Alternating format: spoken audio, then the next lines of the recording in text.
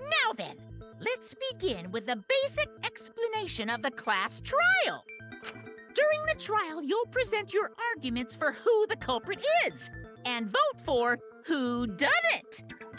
Vote correctly, and only the blackened will be punished. But if you pick the wrong person, I'll punish everyone besides the blackened, and that person will graduate from this academy. Also, refusing to vote will result in your death, so you better vote for someone. Now, let's get this crazy awesome to the max trial underway! I think we all know who the most suspicious one is. It's... Let's combine our power and work together, everyone! The person who's most suspicious is... Now lend me your energy, everyone, so we can catch the culprit!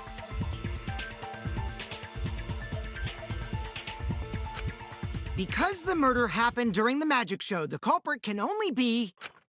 Yeah! I'm in top form today!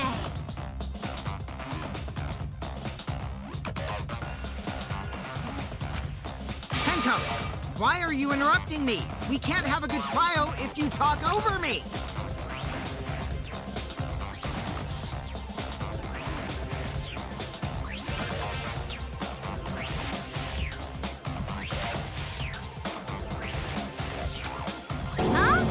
Interrupting you? Whatever you have to say is probably worthless anyway, because all males want to talk about is S.E. Himiko seems suspicious.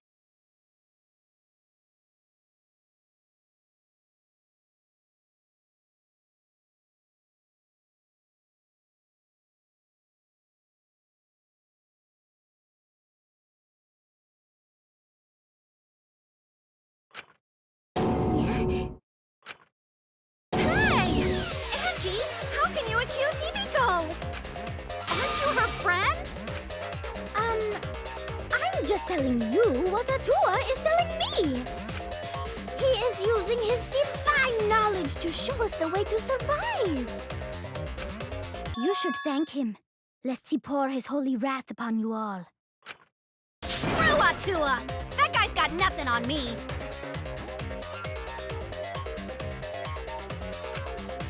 Protect Himiko! But it does point to Himiko being the most suspicious. Ryoma died during Himiko's magic show.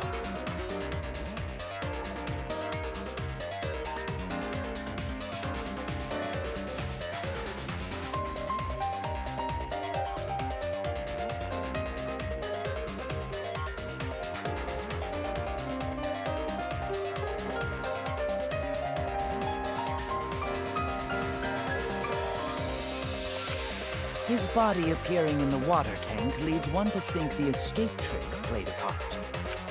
It's only natural we suspect Himiko. She was the one performing the trick. No, that's wrong. An underwater escape wasn't a trick. It was magic. It's not the part you need to deny.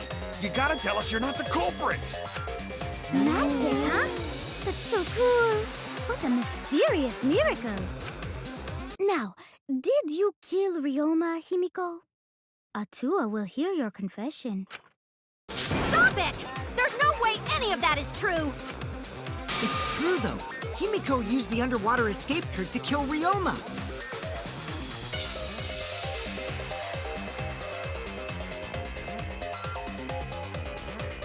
But I still don't have a clue how Himiko did the trick. There's no trick. That really was magic. You know, maybe it really was magic. Oh, stop it. If you don't reveal your trick now, then we'll vote you as the culprit. Stop picking on Himiko! A cute, tiny flower like her couldn't kill anyone. I get that you want to defend her, but that might be a bit much.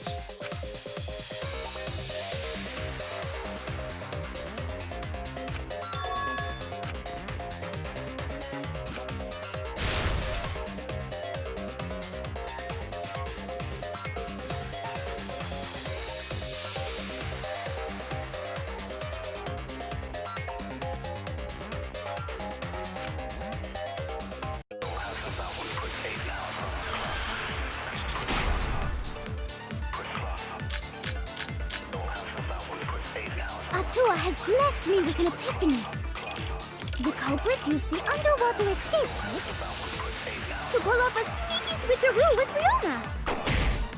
After that, the time ran out. The tank above Ryoma opened and piranhas came pouring out. Ah, and he was eaten alive! Eaten to bone by piranhas. Savage way to go. No, that's wrong. The underwater escape was no trick, it's magic. We heard you the first time, Titless. No one cares.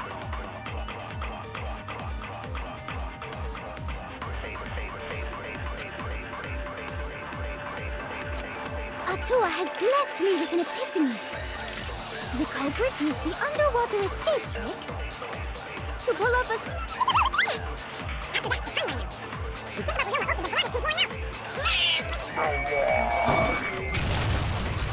That's wrong!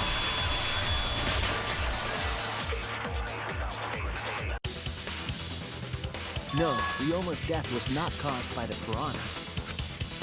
The Monokuma file indicates the cause of death is drowning.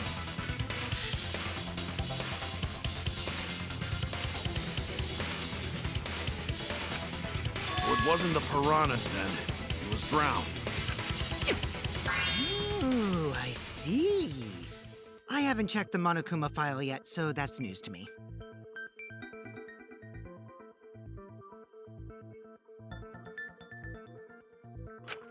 You lying little brat! Telling lies is what turns you into a degenerate male.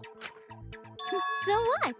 Ryoma drowned, Himiko changed places with him, and then the piranhas ate him, right?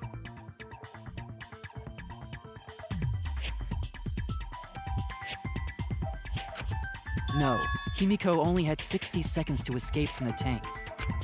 Even if they changed places at the start of the show, that's insufficient time to drown someone.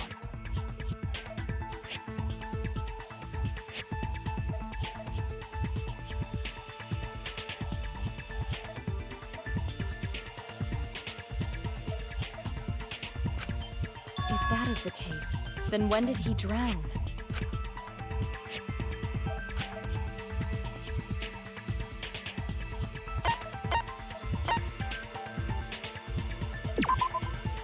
That's it! Ryoma was already drowned before the show started.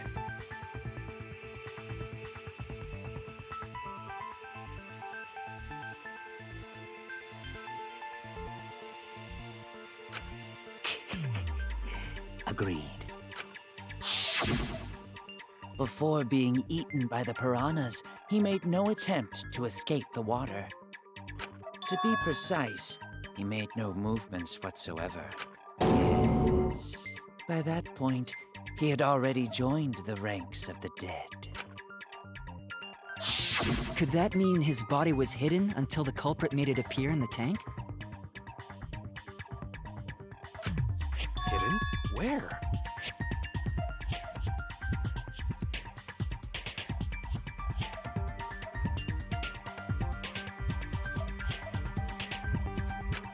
The culprit would have had to hide the body near the tank, and then show it during the act. Easier said than done. Was there a place on stage where the culprit could have hid the body? Oh wait! Himiko should know since she performed the underwater escape trick. Himiko, why won't you just explain it to us? 'Cause it's magic. No! know. Maybe it really was magic. Shut up. Himiko is committed to her act, but those who deal in dreams are oft liars. Why is everyone still picking on Himiko? You're all worse than a drunk dad's ramblings.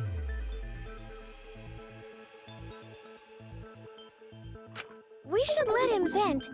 After all, it's tough being the man of the house. Man, we gotta figure out how the trick works to find where the body was hidden.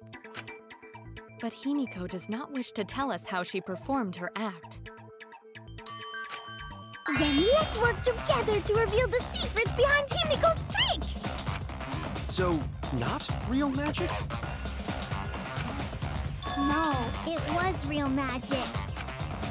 Magic, magic, magic! Oh no! It's Himiko's curse! Her curses are really powerful!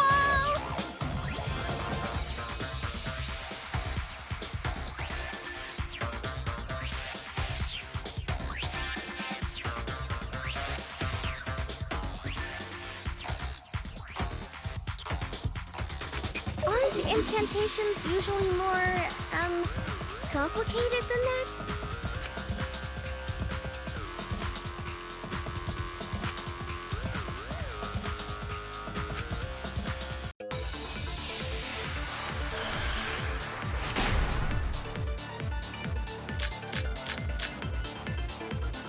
How did Himiko escape the water tank? Maybe she just climbed out and no one noticed. Nah, she definitely would have been caught. Perhaps the mechanism was set up on the stage. The curtain covering the tank was certainly suspicious. What about that square pane of glass we found in the tank? Maybe the tank had a secret hatch. It must be real magic! Yeah! Real escape magic! Maybe there were two Himikos.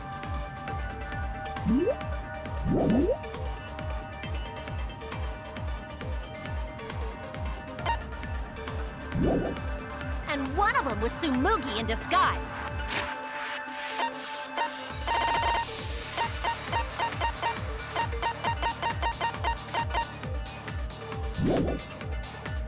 Hey, my costumes aren't disguises.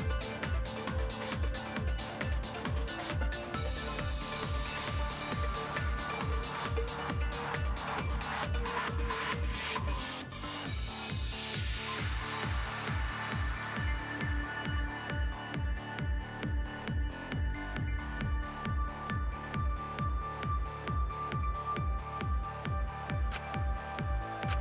Maybe she just climbed out and no one noticed. Nah, she definitely would have been caught. Perhaps the mechanism was set up on the stage. The curtain covering the tank was certainly suspicious. What about that square pane of glass we found in the tank? Maybe the tank Had a secret hatch. I agree!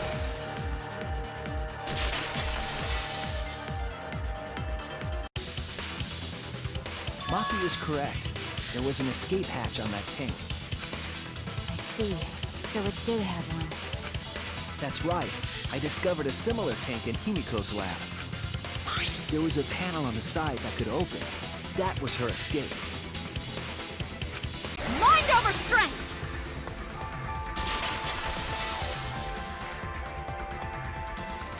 No! Your logic is all wrong, Shuichi. What do you mean?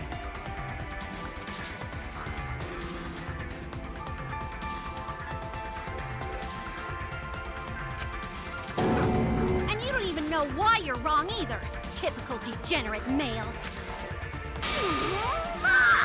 I'll smash in your face with my fists of hot burning steel!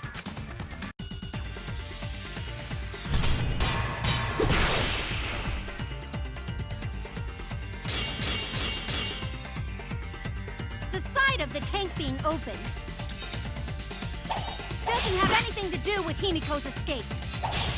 She didn't use an escape hatch. I know she didn't do that. And now, I'm gonna punch you!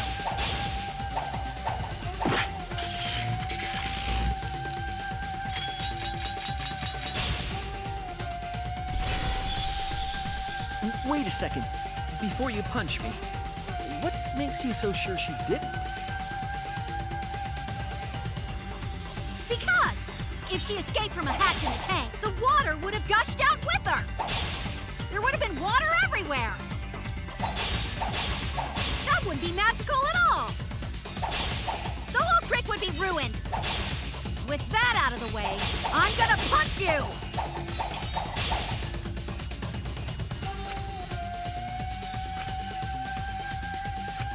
Because if she escaped from a hatch in the tank, the water would have gushed out with her. There would have been water everywhere. I'll cut through your words.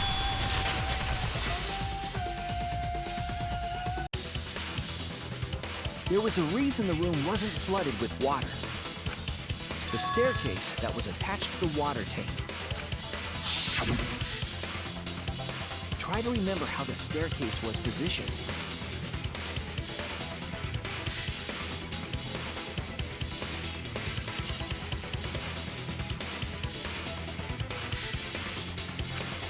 It was aligned perfectly with the tank's escape hatch, meaning the water tank was connected to the inside of the staircase. Inside staircase? His body was in stairs? Knowing that, it's clear how Himiko made her escape from underwater. There was a curtain covering the tank during the performance, allowing Himiko to enter the staircase from the hatch undetected. Any water that spilled out would have simply funneled into the staircase. So how do you get out from the staircase?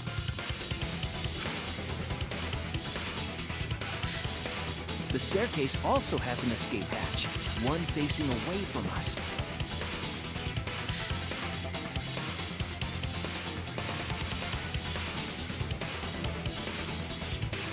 It's placed so that the water would not drain from the staircase. In which case, a person could exit and leave water inside the staircase. However, that person would be soaked, meaning that some trace should be left.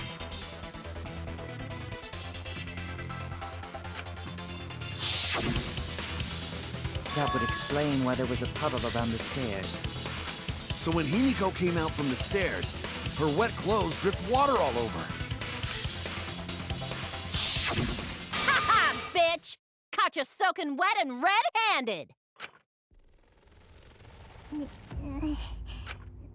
Judging from Himiko's reaction, you hit it right on the bullseye.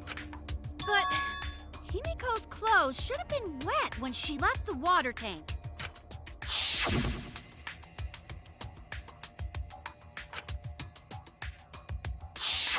Her clothes were definitely not wet.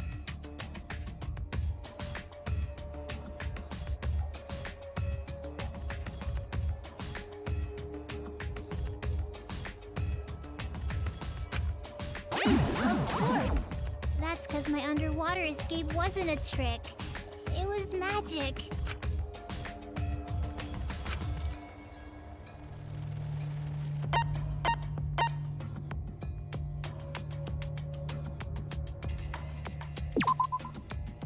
That's it! It's because she changed her uniform.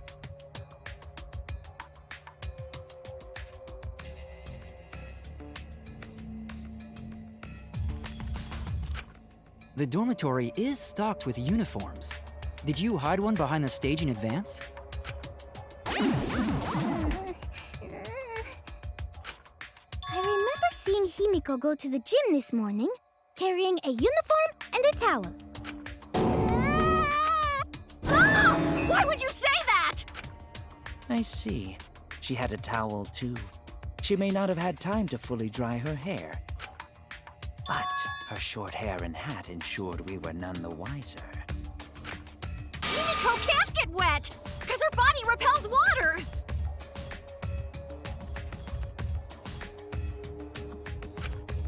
Huh? Like a duck? Himiko, come on. Give it up already. Fine. You win. It's just like you said. The water tank and staircase both have mechanisms. So I was correct. But that doesn't mean I used them. I didn't need them, because I used my magic.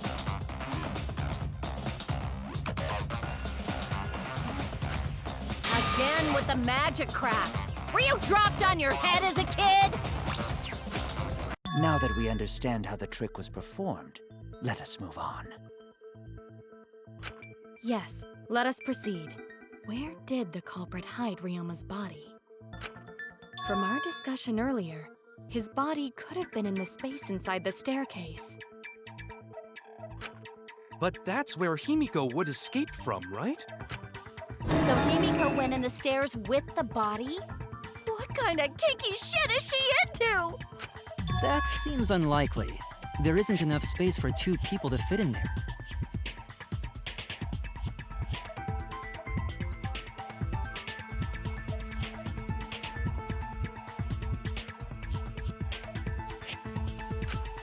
Yeah, the stairs are pretty cramped. It'd be hard to fit even Ryoma and Himiko in there. Who says they went in together? She could have made the switch as she was leaving the tank.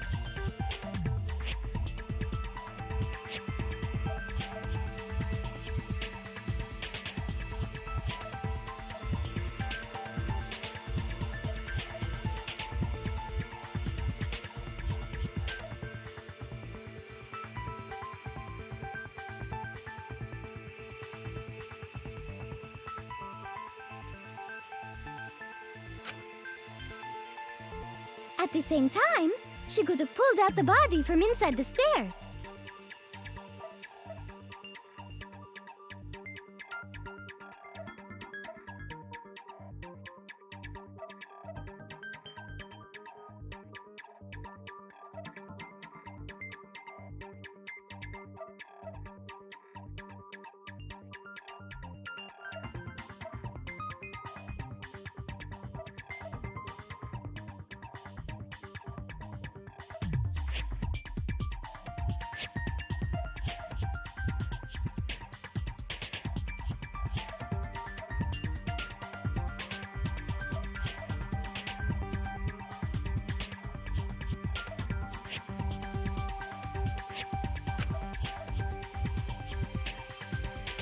That way she'd have room to put herself in there.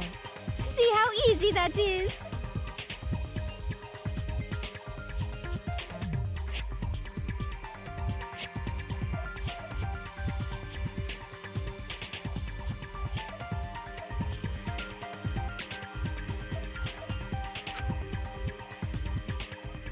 I think that explains how Himiko changed places with Ryoma's body.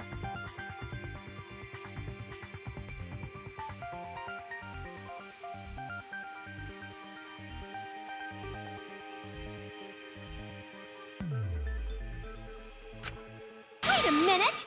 Why did you automatically assume it was Himiko? Who else but Himiko could have done it?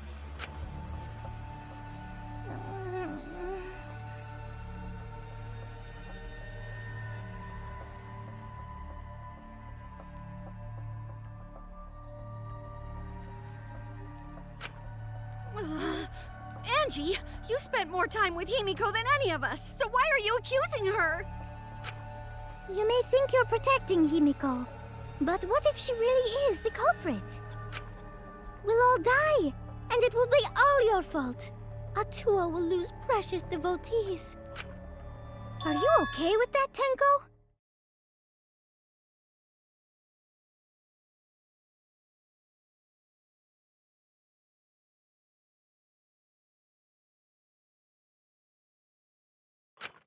I'm totally fine with that. I don't care what anyone says. Himiko would never murder someone. That's what I believe more than anything. I want to believe in her, no matter what. If I can't do that, then I'd rather just die. So until this body takes its final breath, I'm gonna keep believing in Himiko.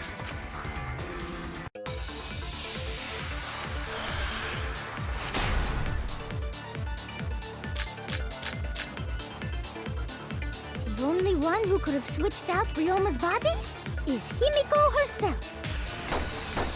When Himiko was escaping the tank, she dragged out the body hidden in the stairs and simply switched places with it. Are you telling me you saw that happen? No one could have seen that. It would have occurred in the middle of the show, when the tank was covered with a curtain. So basically, no one saw anything. I didn't do it, I swear. Ryoma's corpse wasn't in the staircase. Quit lying, you donkey-lipped con artist! She's not lying! She's not a con artist, and she doesn't have donkey lips!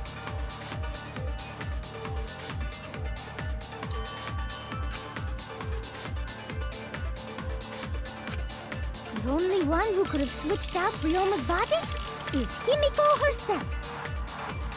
When Himiko was escaping the tank, she dragged out the body hidden in the stairs and simply switched places with it. Are you telling me you saw that happen? No one could have seen that. It would have occurred in the middle of the show, when the tank was covered With a curtain. So basically, No one saw anything. That's wrong!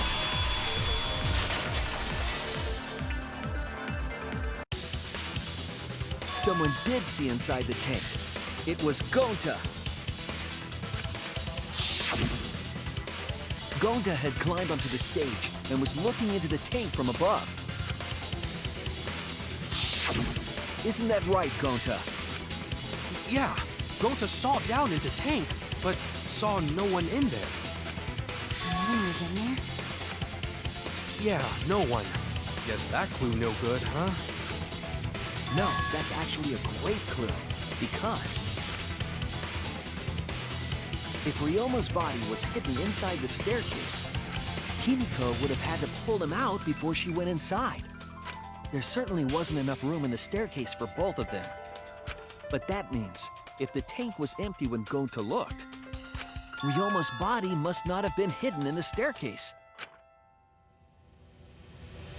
What if they squeezed into that space with Ryoma's body to avoid getting caught? She had no need to worry about us witnessing her at that point, for the entire stage was hidden behind a curtain. To all but Gonta, anyway. Then the culprit never would have considered hiding inside the staircase with the body.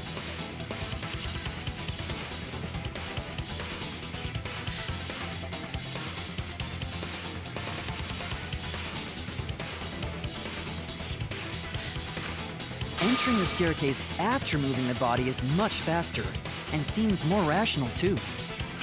Then Ryoma's body wasn't hidden in the stairs? Someone better say where the fucking body was hidden, or I'm gonna start cutting throats!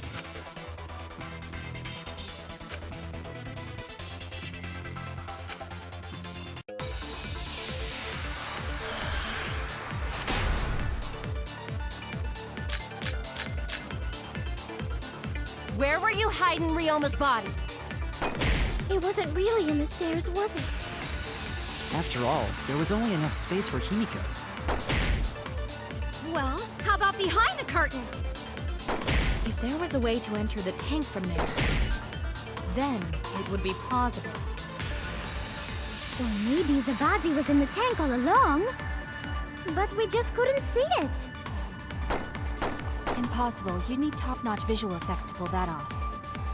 And what of the tank containing the piranhas? No way! If you put a body in there, the piranhas would have eaten it way before we saw it. But if the body and piranhas were separated, then it wouldn't have been devoured, correct?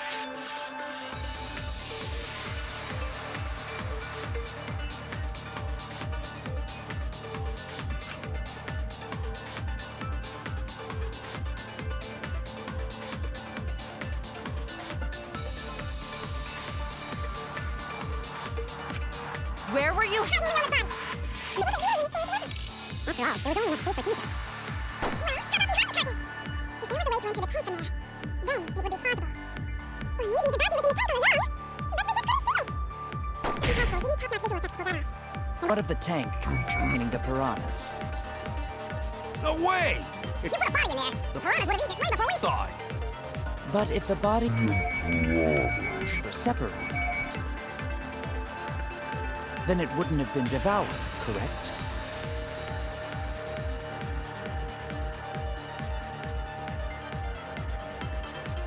Where? Why are you hiding Rioma's body? It wasn't really a mysterious movie. After all, there was only enough space for Himiko. Well, how about behind the curtain? If there was a way to enter the tank from there, then it would be plausible. Or maybe the body was in the tank all along, but we just couldn't see it. Impossible, give me top-notch visual effects to go that out. And what if the tank contained the piranhas? No way! If you put a body in there, the piranhas would have eaten it way before we saw it. Separated. I agree.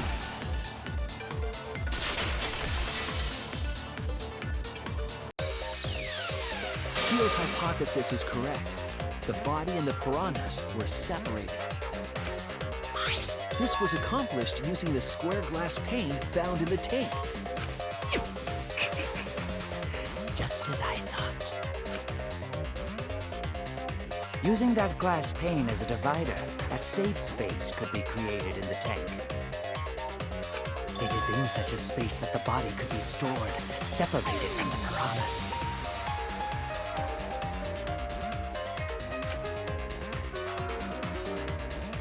That means Ryoma's body was hidden in the piranha tank the whole time! So Ryoma's body fell into the water tank with the piranhas? Gonta knew it! What is it, Gonta? Gonta was above stage when piranhas fall. That's why Gonta sees something no one else could. When piranhas fell, Gonta sees some big thing fall into water tank with them.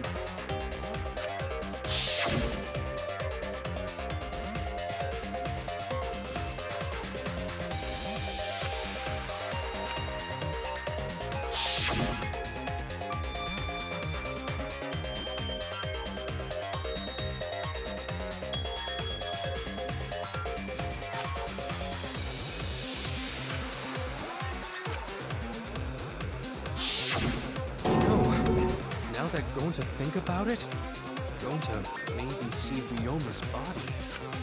When the piranhas dropped from the tank, I thought I saw something bigger drop as well.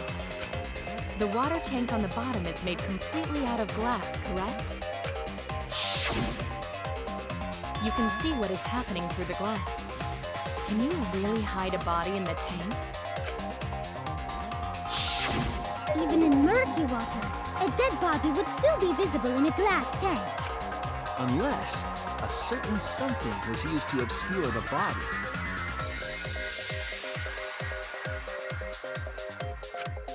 A certain something? We all agree that the glass pane was used to separate the body from the piranhas, correct? Well, that method has the added benefit of hiding the body from view.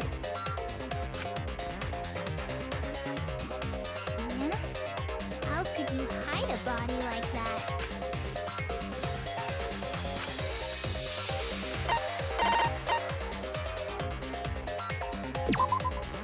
This is it!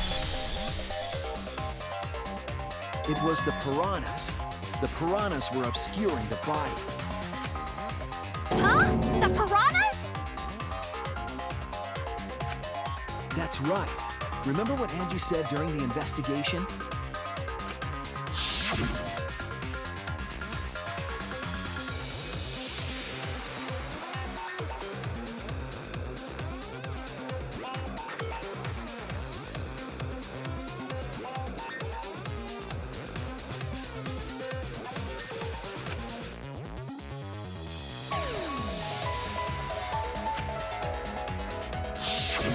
They increased that significantly? I didn't know piranhas fuck like rabbits. It seemed that way, but it wasn't that the actual number of piranhas increased. The glass pane divided the tank nearly in half, right?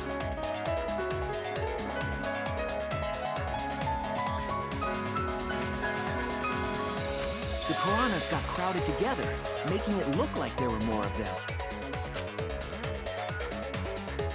The more densely the piranhas are packed, the harder it is to see past them.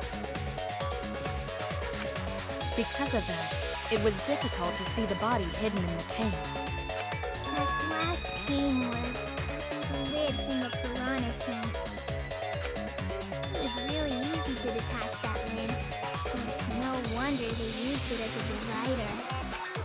Gee, thanks for telling us that useless detail. What the heck are you saying? That detail was super useful!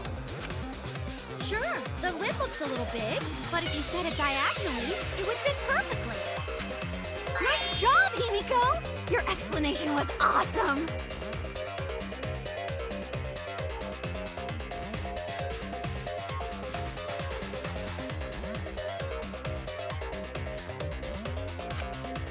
This much evidence? It seems like the body was definitely in the piranha tank. Congrats, Himiko! Now there should be no reason for anyone to suspect you. Really? Yeah, because if you didn't switch places with the body, then you couldn't have killed him. It only means we now have other suspects. You are not cleared of suspicion just yet.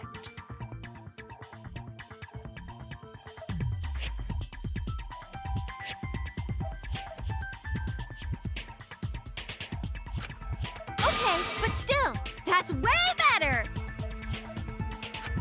That's wonderful news, Himiko! Atua is happy for you. Apologize, Angie! You and your Atua better tell Himiko you're sorry right now! Atua is sleeping. He went to bed angry because you all doubted him.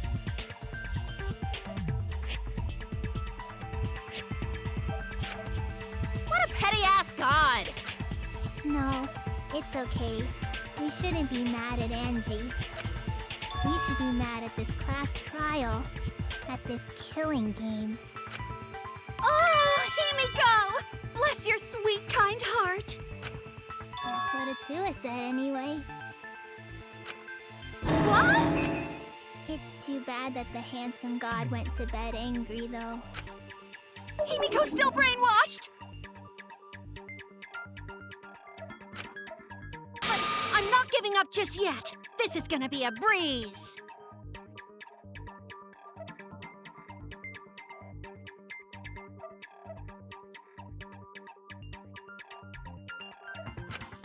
Great, now what are we gonna do?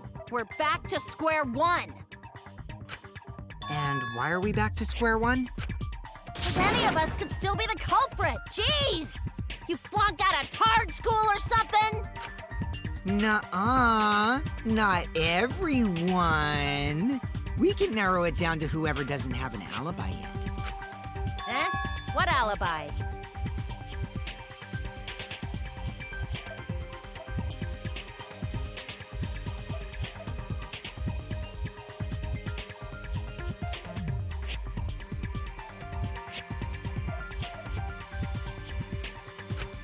I guess I should have known a dumb whore pig like you wouldn't understand. So let me explain. Who you calling a dumb pig?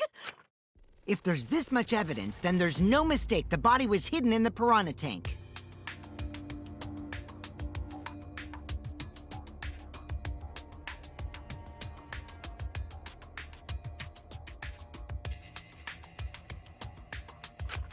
But for someone to plant the body in there with such limited time is pretty tricky.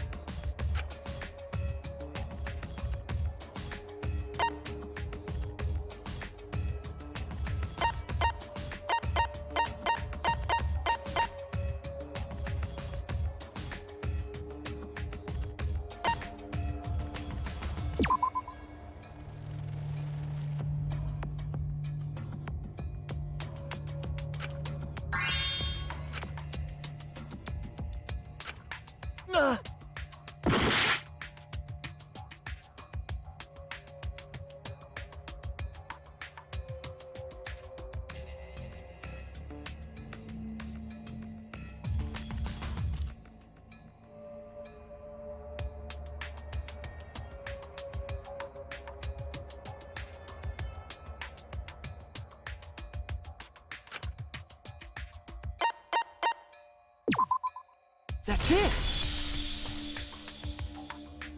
It was done yesterday, before nighttime. Ding, ding! The ultimate detective gets it right again! Wait, how do you know it was before nighttime yesterday? Stop asking me dumbass questions. It could have been solved with the process of elimination. Jeez. Fine. I'll explain it to the itty-bitty pea-brained bitchlet. First, the gym was closed during nighttime, so no one could have entered. If you try to enter the gym at night, it'll go off. You talking about my butthole?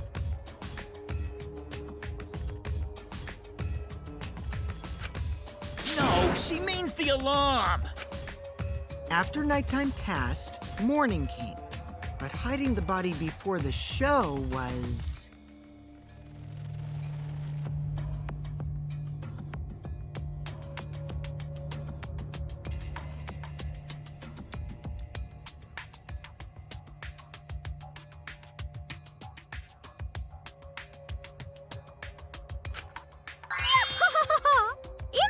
Impossible!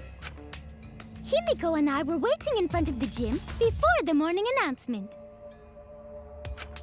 Which leaves only one possibility. It was done before nighttime yesterday. Anyone who doesn't get this is just as stupid as the whore bitchlet over there. So the culprit placed Ryoma's corpse in the piranha tank before nighttime yesterday? Which means he was also killed during that time frame. Yay! Now we know what time the crime happened, right?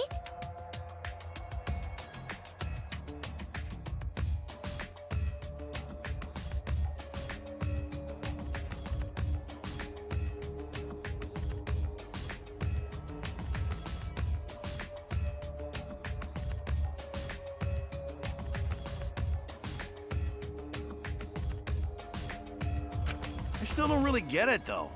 Can we narrow down the time of death a bit more?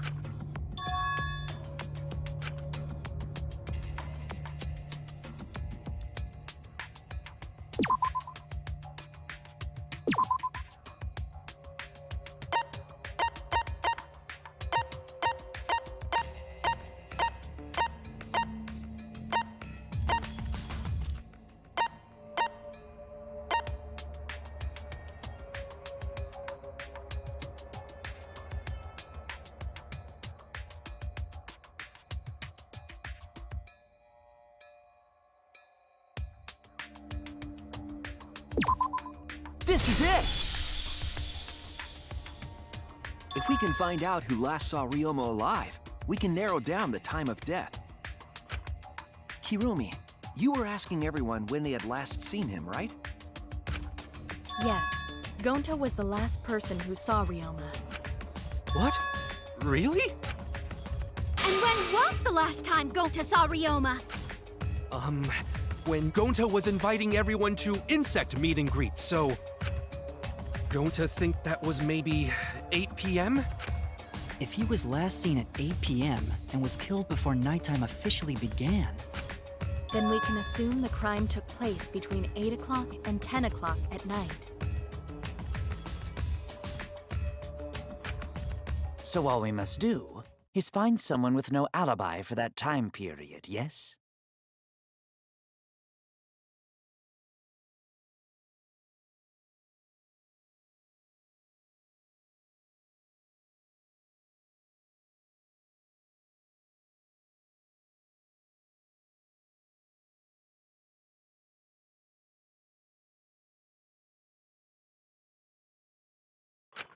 Simple enough. After all, most of us were detained by Gonta then.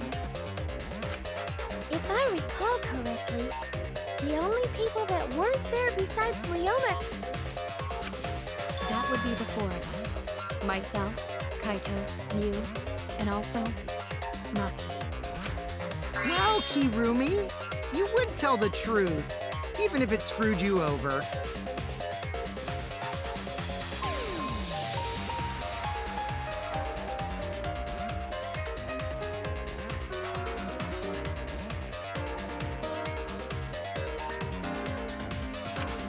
I do this for everyone. It is my duty to unveil the truth, so I do not care if people suspect me.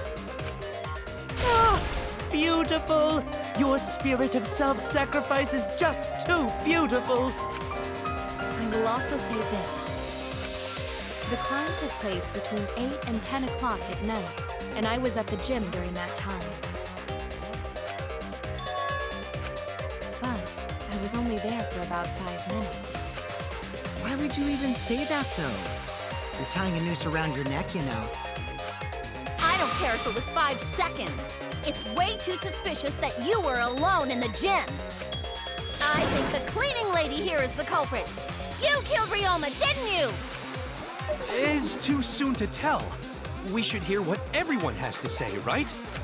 Fuck that noise! But Mew, you don't have an alibi for when the crime occurred either, do you? Think I'm suspicious? I don't even know where the gym is. Doesn't telling such obvious lies make you more suspicious, Mew? The other two without alibis are Kaito and Maki. Let us hear your testimonies. I was in my research lab the whole time. I didn't go to the gym. But that cannot be proven, can it? What about Kaito? Only murderers grow out creepy facial hair like mustaches and goatees.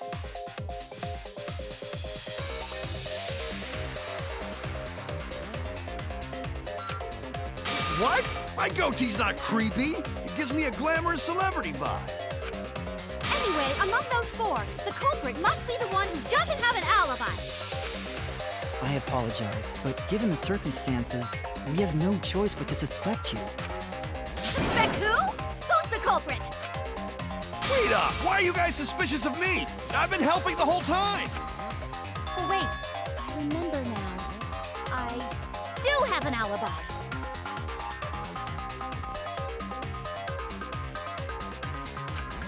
You will see whether or not I am suspicious as the trial progresses. I'm No not way the I'm the culprit. culprit!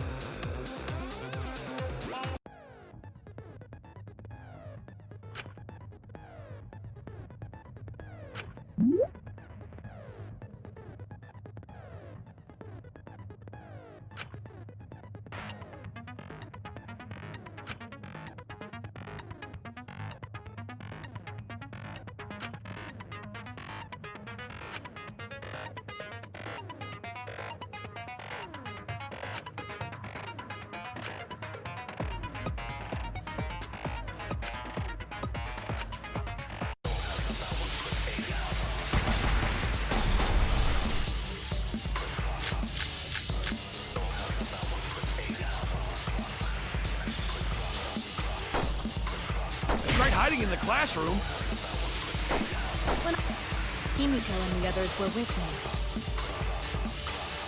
So they left with Gonta. What's Maki's alibi? I didn't run into any. Really leave the gym at 9 p.m.? Are you sure you did not stay? No! Jeez!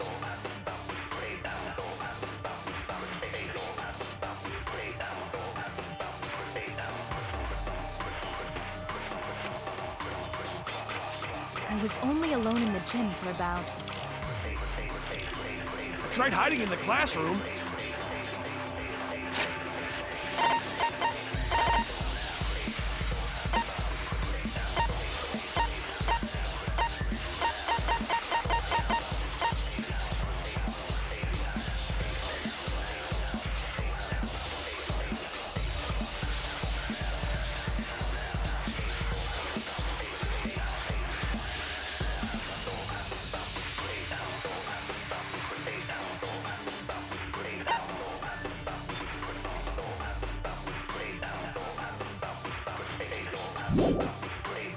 I even tried. And the others were with me. Things got a little heated if you catch my drift. What's Maki's alibi? And fell asleep. Gym at 9 p.m.? Are you sure you did not... No!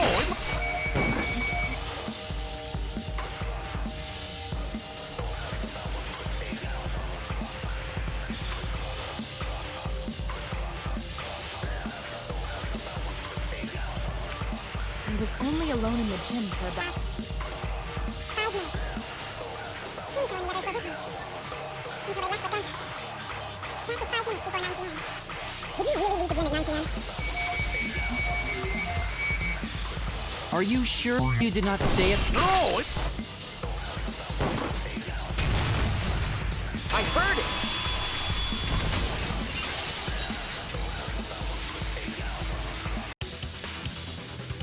No, I think Kirumi is telling the truth. Kokichi's story proves it.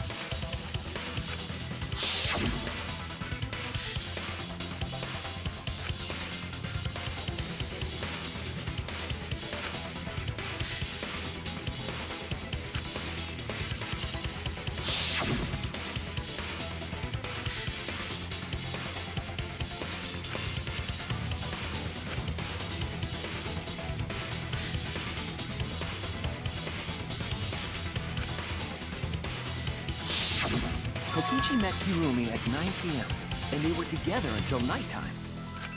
Gonta went to the gym to catch Himiko and Angie 5 minutes before 9 o'clock. After I left Gonta's lab, I ran into Kirumi. I'm pretty sure Kirumi stayed at the gym 5 minutes till 9 o'clock. This information could have been told to us beforehand. Sorry, forgot. I definitely didn't keep it a secret to make the trial more interesting. Forgot? It seems far more plausible that you were telling another lie. Unlike robots, we meatbags can't pull out our memories from our hard drive. Was that supposed to offend me? Your irrationality fills me with pity. If I am the culprit, that would mean I killed Ryoma within 5 minutes, transported him to the gym, and hid him in the piranha tank. This seems highly unlikely. If you called Ryoma out to the gym and killed him there, you wouldn't need to move him. All you would have to do is hide him in the piranha tank. Gonta was in the midst of heading to the gym to capture Angie. Are you claiming I took advantage of that and called Ryoma for a rendezvous at the gym? That'd be pretty difficult. We should probably look at other possibilities. Maybe someone snuck into the gym while Kirumi and I were busy talking. The only ones capable of that are the other 3 with no alibis. Mew, Kaito, and Maki!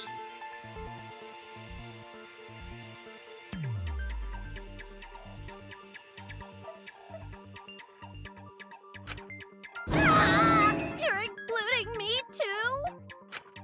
But there's actually one person we can rule out of the suspects list.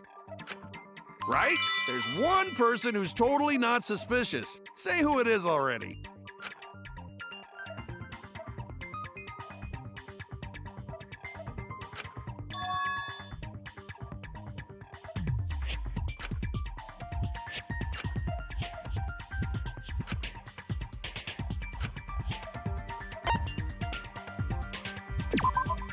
That's it! Kokichi, you're talking about Mew, right? What? You? Yeah, you can take her off the list. She actually has an alibi. Booyah! Suck it, nerds! Wait a sec. Since when does she have an alibi? If you compare everyone's statements, there's no other possibility.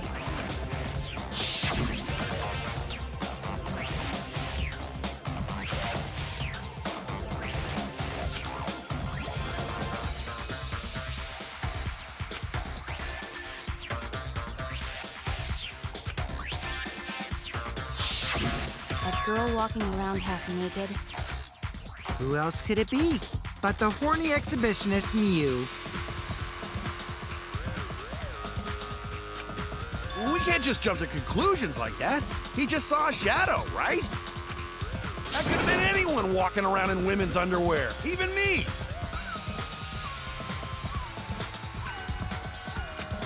That'd be a whole different issue. No, it's Mew, without a doubt. Mew and Gonta's statements prove it.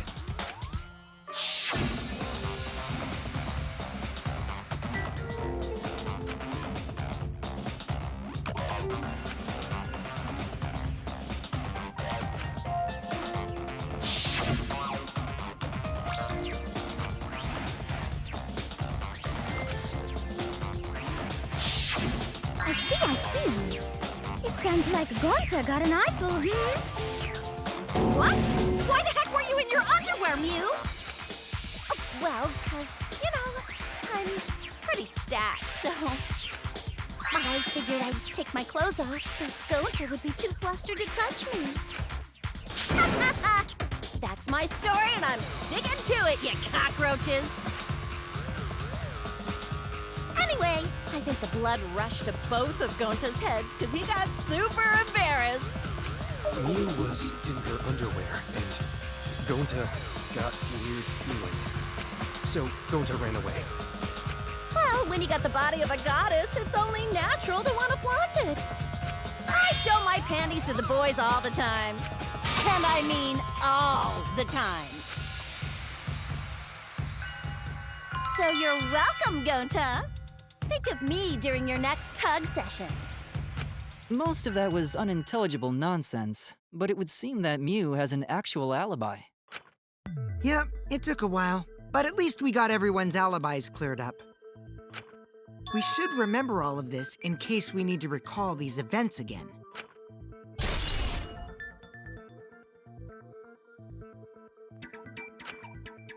That leaves Kaito and Maki as the only ones with no alibis. Then one of them must be the culprit. But which one, I wonder? Eeny, meeny, miny, mo. Catch the culprit by its... Hold up! Don't decide just yet!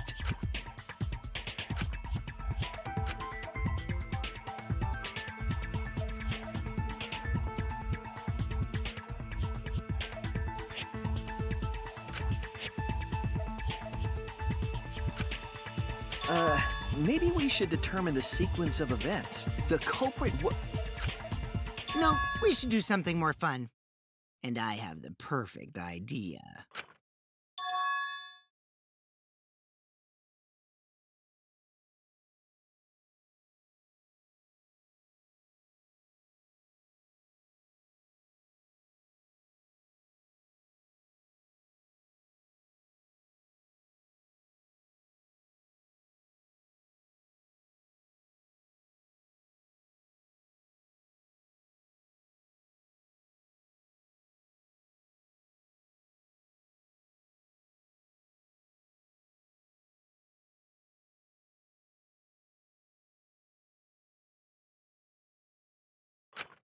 We narrowed it down to 2 people, and one of those 2 is the culprit, right? Since we don't have to randomly accuse each other, finding the truth just got much easier. So let's find the truth with a more effective method.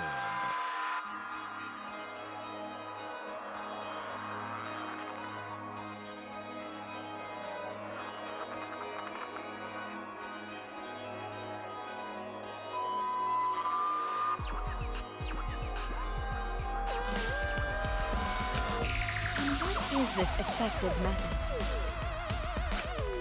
If one of them is the culprit, then the innocent one should know who the guilty one is, yeah? Because if you know you're not the culprit, then you can just accuse the other person.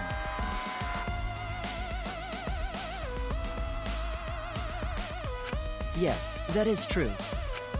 Which means there is one person among us who definitely knows who the culprit is. To that someone who knows, do your best to convince us. Work harder. Work harder? Have the 2 argue for their innocence. That's how we'll decide our culprit. Even if we did that, wouldn't they just pass the blame back and forth? And... Huh? You guys talk about cooperation and teamwork, but you're all afraid. You're too scared to point your fingers at others, so you hide behind the word trust. How do you expect to find the culprit when you're all worried about each other's feelings? If you're planning to expose a liar, then you have to corner them psychologically.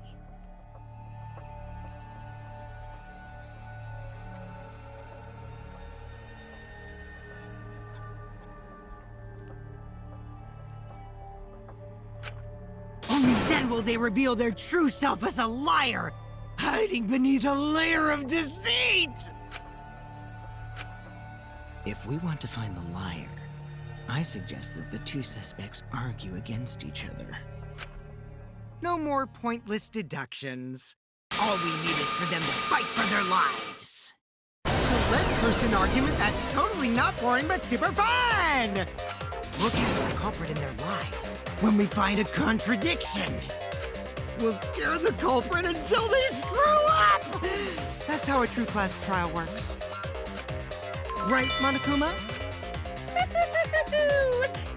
A development like that would liven things up a bit. Yep, I totes agree. You're agreeing with Monokuma?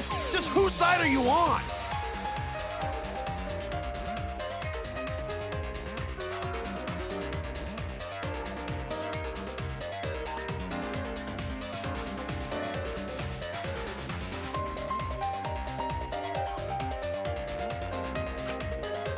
I'm on your side. I don't want to die either, you know. That's why we need to take this seriously. Hot debates. Smoke out the liar. And how do you expect us to start this? If you guys need some help getting started, I can give out the first topic. Our first topic is this! Ta-da!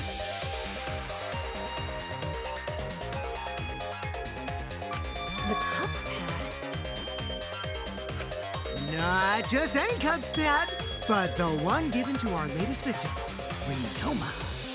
When we started investigating, I went straight to his room to borrow it. So, it wasn't the culprit who took the video from his room. It was you. And the reason why I brought it out just for this occasion is because one of these two had Ryoma's motive video. Dun dun dun! One of these two had it?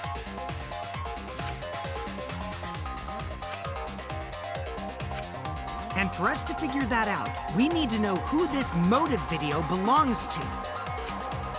Take a guess, everyone. Whose motive video did Ryoma have?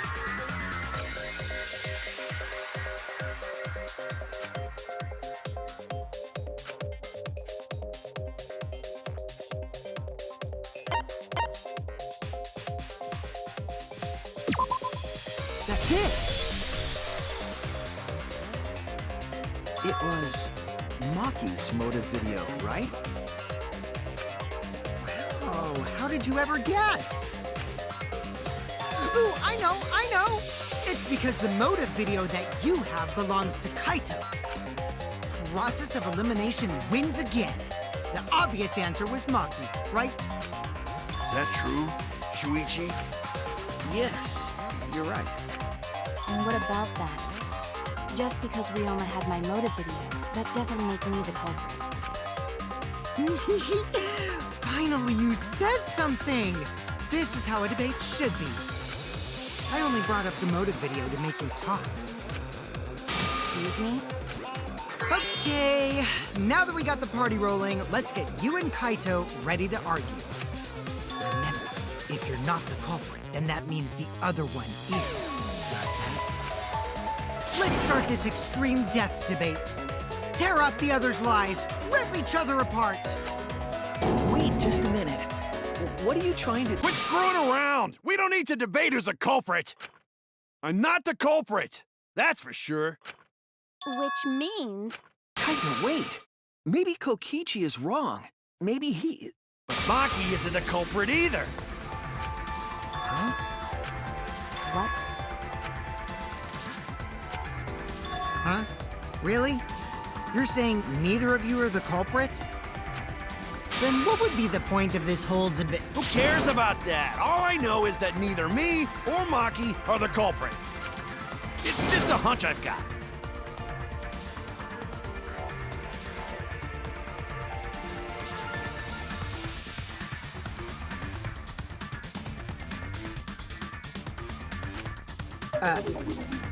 Hunch?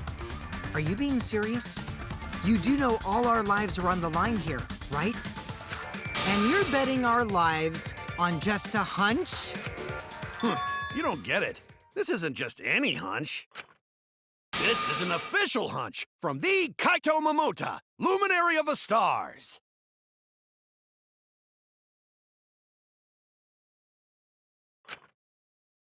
What? How illogical. This is even more difficult to comprehend than Kokichi's antics. You're totally not serious. You can't be that stupid, right? No, he might actually be that stupid. Damn idiot! A two-a-damned idiot! Hey, don't call me an idiot! Anyway, me and Maki aren't the culprit. There's no doubt about it. I believe in Maki. What? You believe in her? But based on what? Huh? I don't gotta base it on anything. No matter where the clues point. In the end, the only thing that matters is what I believe, right?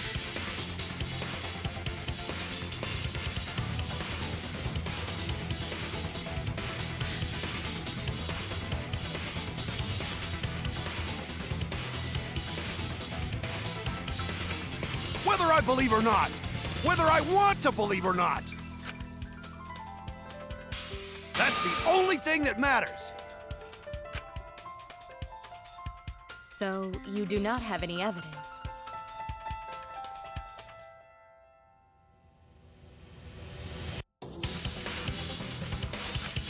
Only baseless conjecture.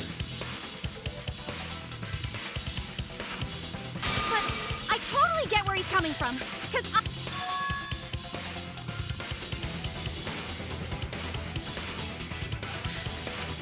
Wanting to believe in someone is a beautiful act, yes. However, it is a sentiment that has no place in a class trial. He's an idiot after all.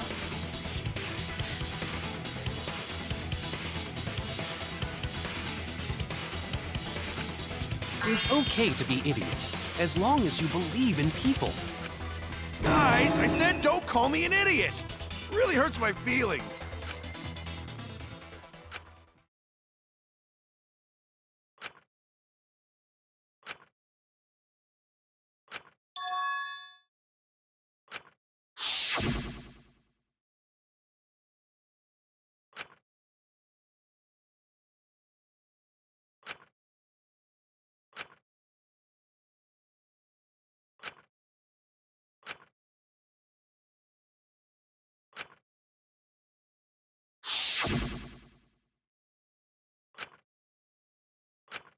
I'll believe in Maki as well. What? That's our Kaido, right? Making us think with our hearts. You too? How could the ultimate detective believe in someone without proof? But there's no proof linking Maki or Kaido to this crime either. I believe in innocent until proven guilty. For now, they are innocent. Right on, Shuichi. I knew I picked a good sidekick. And by the way, I might be the ultimate detective, but I'm in training. I told you that, didn't I? I'm just an apprentice, not a real detective.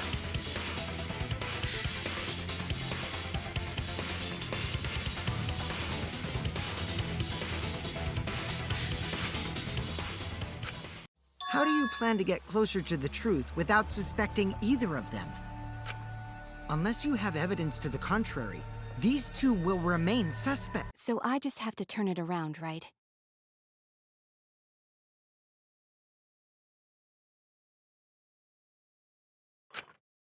Huh? It's not like I owe that idiot a favor or anything just because he defended me. But that hopeless idiot may have encouraged me a bit. Seriously, enough's enough! Stop calling me an idiot! What are you trying to say, Maki? I didn't want to say anything, but I can't stay silent forever. So I'll tell you. Oh? Tell us what? I met up with Ryoma during nighttime yesterday.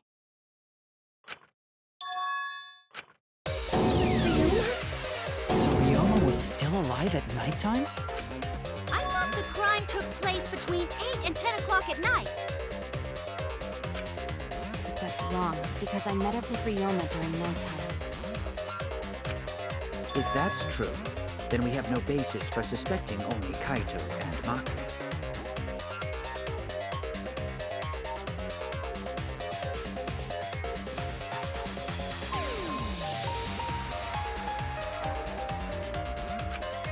That's right. Everyone suspected them, because they have alibis for those times. That means me and Maki aren't suspects anymore.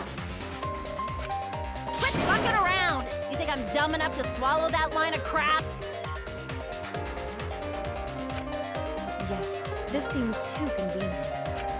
But why did Maki wait until now to mention that?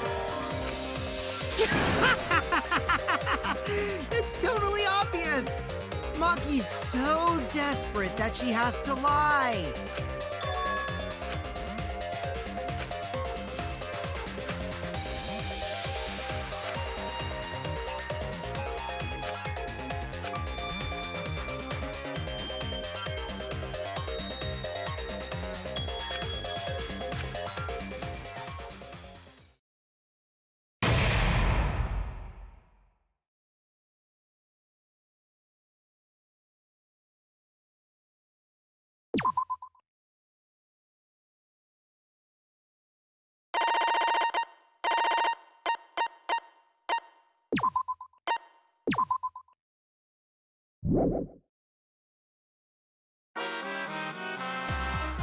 Now then,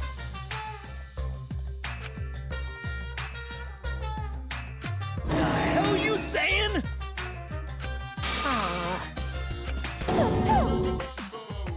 Uh-oh. yeah.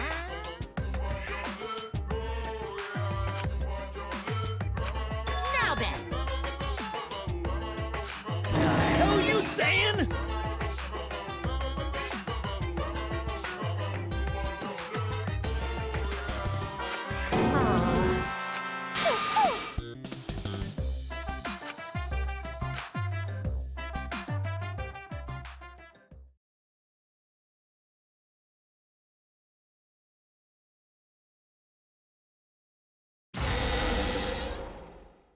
Another shocking truth revealed.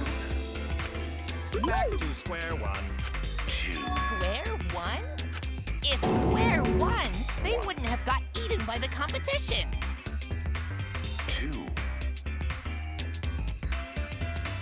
He is all that remains of a once powerful nation.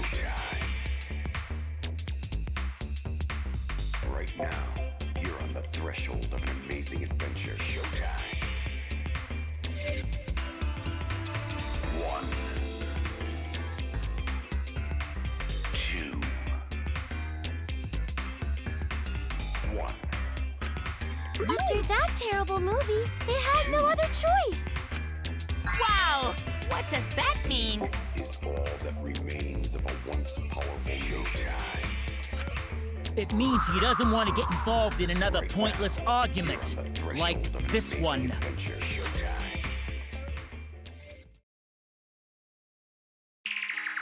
We shouldn't listen to anything Maki says.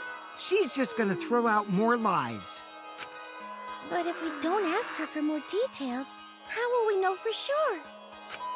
I told you already, we don't need to. I hate liars. Liar, liar, pants on fire. You're one to talk.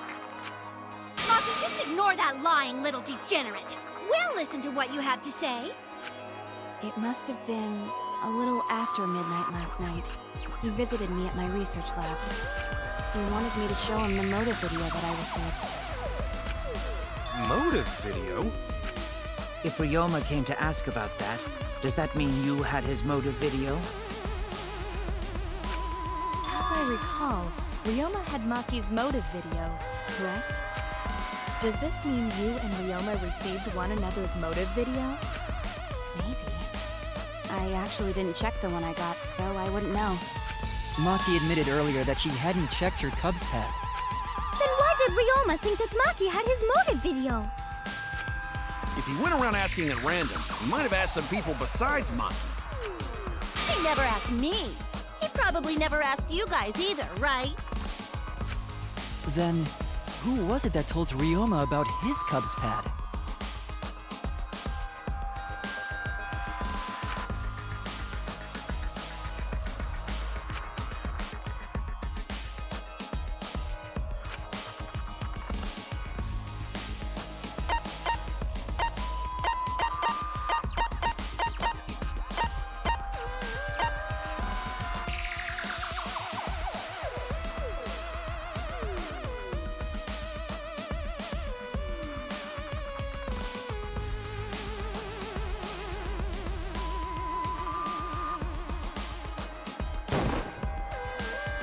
It's you!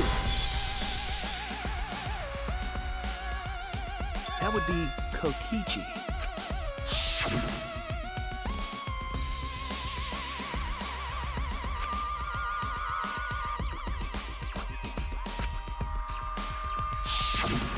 So, you saw the motive videos. Did you tell Ryoma that Maki had his? When males get this quiet, they're either caught in a lie or thinking dirty thoughts. What happened then, Maki? After Ryoma asked you for his motive video? I told Ryoma just to take it from my room. I keep my room unlocked. Wow, Maki, that's super careless. Aren't you scared someone might kill you in your sleep? And then what happened? I don't know what happened after that. I'm not even sure if he saw his motive video. When he asked me, he said that he would show me my motive video in return. But I wasn't interested, so I declined. And that's pretty much it.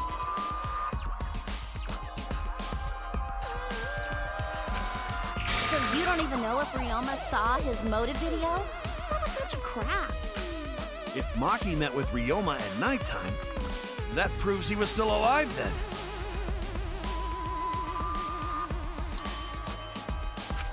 Which means, even though we don't have alibis from 8 to 10, Maki and me aren't suspects. If that story is true. It's true. Then why did you wait until now to bring that up?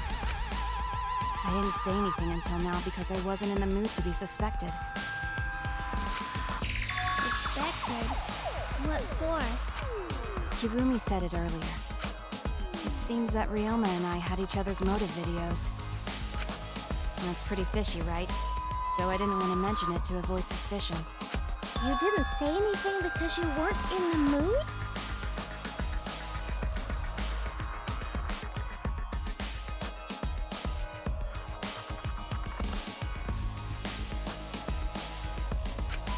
It is quite selfish to keep this information hidden because you were not in the mood.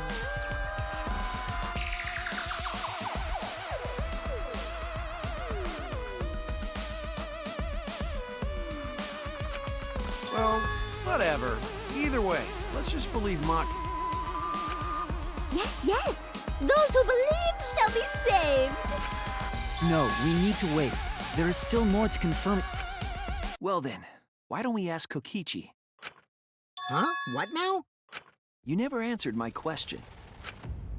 Were you the one who told Ryoma that Maki had his motive video? Is that really important?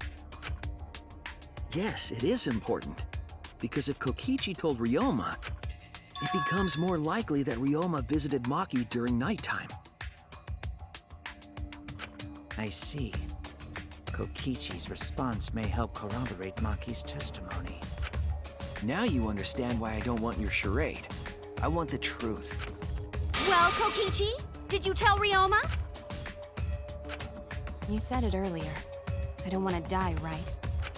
If you really don't want to die, then you better tell us the truth. Here comes the dramatic turnabout. Now I'm the one pressured by Maki. Okay, it's true. I told Ryoma. Just as I thought. But that's not a bad thing, right? He wanted to know, so I told him. Have you seen everyone's motive video? No, not yet. I was gonna wait until we hosted like a movie screening party. I just checked who had whose so I could give them back to everyone after. I see. Anyway, if Kokichi told Ryoma that, then he must have gone to see Maki. That means Maki's telling the truth. Ryoma was alive during nighttime. No, we cannot be too sure about that yet. Even if Ryoma and Maki did meet, it does not mean it was during nighttime yesterday. So you still suspect me? I am saying it could still be a possibility. If there is still a small chance of you being the culprit, then I cannot trust you entirely. Because everyone's lives are at stake. Then which is it?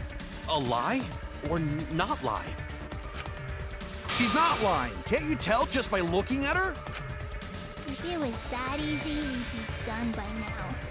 No, this is a world of lies and betrayal. Himiko! It breaks my heart to hear you say depressing things! I find Maki's testimony suspicious. It's far too convenient for her.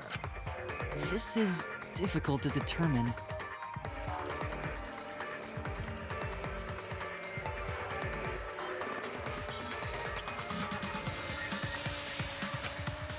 Maki is lying.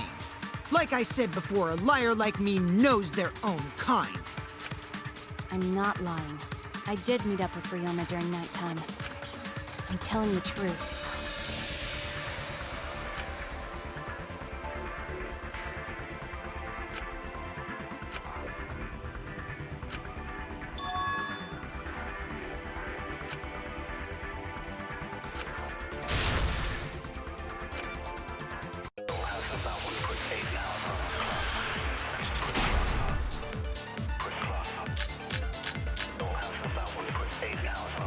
I met with Ryoma the previous night. What a load of crap! Maki only see Ryoma at night? Yes, I didn't meet with anyone else. Did anyone see those two together? Surely they would have come forward already. If no one can prove that this meeting took place, then there is no reason to believe your...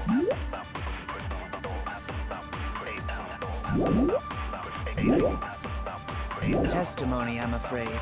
As expected, Maki is lying to us. If you can't prove your claim, then it's the same as an outright lie!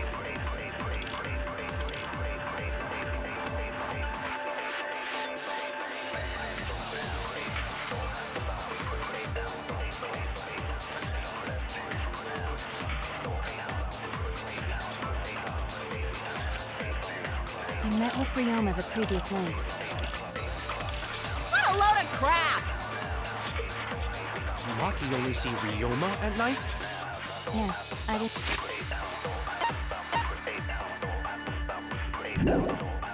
Didn't meet with anyone else. Did anyone see those two together? Surely they would have come forward already. If no one can prove that this meeting took place, then there is no reason to believe your testimony, I'm afraid. As expected, Maki is lying to us. If you can't prove your claim, then it's the same as an outright lie!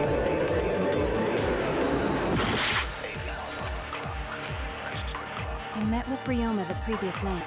what a lot of crap! Maki only see Ryoma at night? Yes, I didn't meet with anyone else. Did anyone see those two together? Surely they would have come forward already. If no one can prove that this meeting took place, then there... There's no reason to believe your testimony, I'm afraid. As expected, Maki is lying to us. If you can't prove your claim, then It's the same... it's not right lie! What a load of crap! Maki only see Ryoma at night? Yes, I didn't meet with anyone else. Did anyone see Surely they would have come forward already. If no one can prove that this meeting took place, then there is no reason to believe your testimony, I'm afraid. As expected, Maki is lying to us. If you can't prove your claim, then it's the same It's an outright lie! Ryoma the What a load of crap! Maki only see Ryoma at night? Yes, I didn't meet with anyone else. Did anyone see those two together?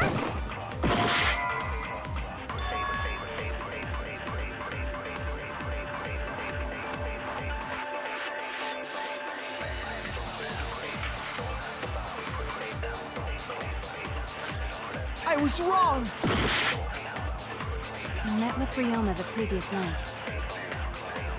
What a load of crap! Maki only see Ryoma at night? Yes, I didn't... Did anyone see those two together? Surely they would have come forward already. If no one can prove that this meeting took place, then there is no reason to believe your testimony, I'm afraid. As expected, Maki is lying to us. If you can't prove your claim, then it's the same as an outright lie!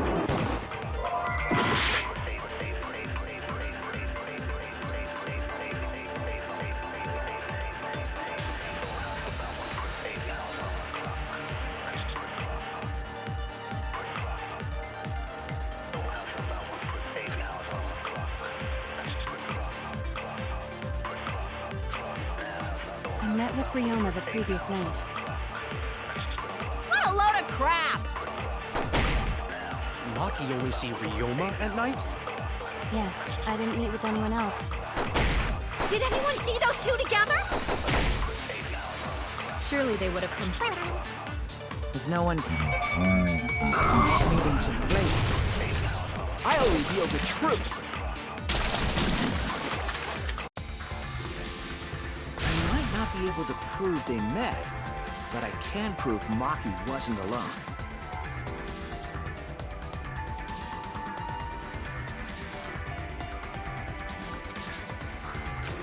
Oh, please explain. Well, Kaito and I trained together every night. And yesterday, because of the insect meet and greet, we started late. Huh? Ah, Kaito, don't worry. You don't have to say anything. Anyway, we were doing some frog squats on the school stairs when we heard two people talking. People talking? We knew one of them was Maki, but we couldn't pick out the other one. But now that I think about it, it must have been Ryoma. What? Yeah, maybe. That was probably around midnight.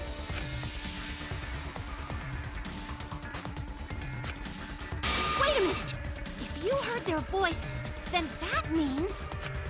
So Ryoma and Maki did meet up. No, hold up!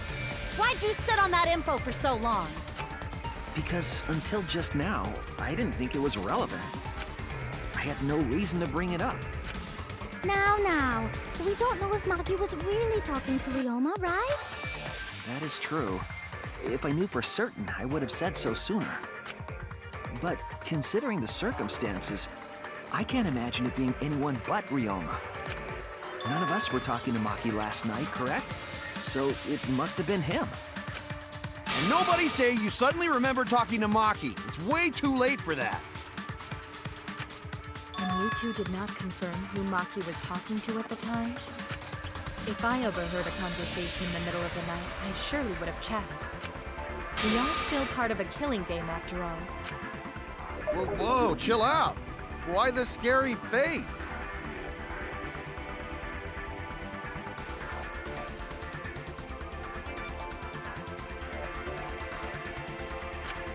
That was my bad, but it's not really manly to eavesdrop, you know? I wouldn't do something so uncool. Anyway, I know that we heard those voices. Maki is not lying. Then Gonta will believe friends. You're gonna believe him? Just like that? But Shuichi has no reason to lie. Yes. If his lie, unless he wishes for death, he should be able to believe him. That's right. You can believe me. Yeah, you're right. I'll believe him too. Belief shall set you free. I'd be so surprised if Shuichi was a liar. Especially after we believed him for so long. We wouldn't be able to trust anyone anymore. Well, it's not like he's lying anyway. All right, that proves it then. Ryoma was still alive during nighttime. In other words, me and Maki aren't suspects anymore. But I guess that means everyone's alibis no longer matter, yes? So, everyone is culprit again?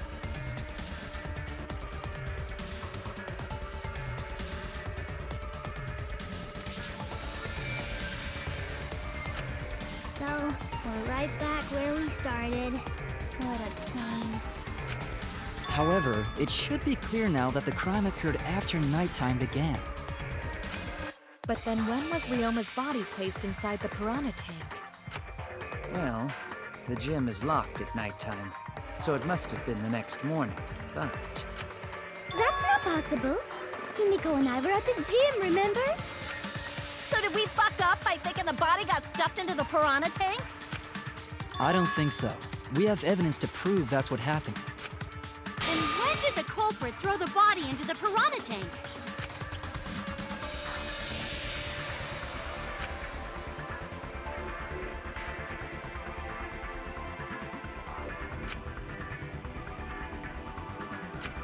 The only time they could have done it was during nighttime, huh?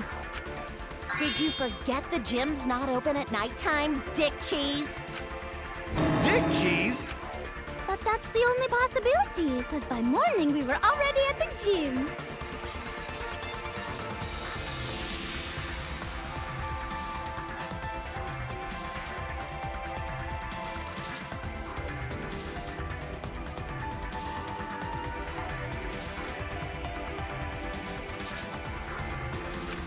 It may be possible they slipped by without you noticing. No one can slip by me. I'm known far and wide as the snoozing sorceress. What a terrible title for a guard.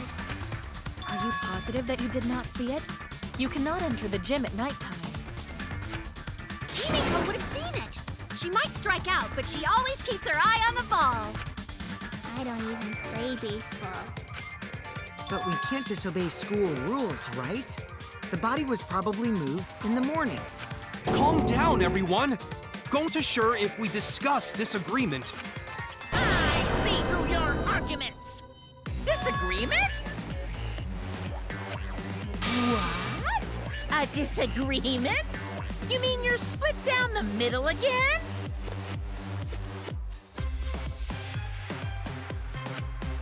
Then, the Ultimate Academy is proud to present its very own more phenomenal trial grounds! Yippee! We've been waiting for this! Jeez, we gotta do that whole crazy thing again?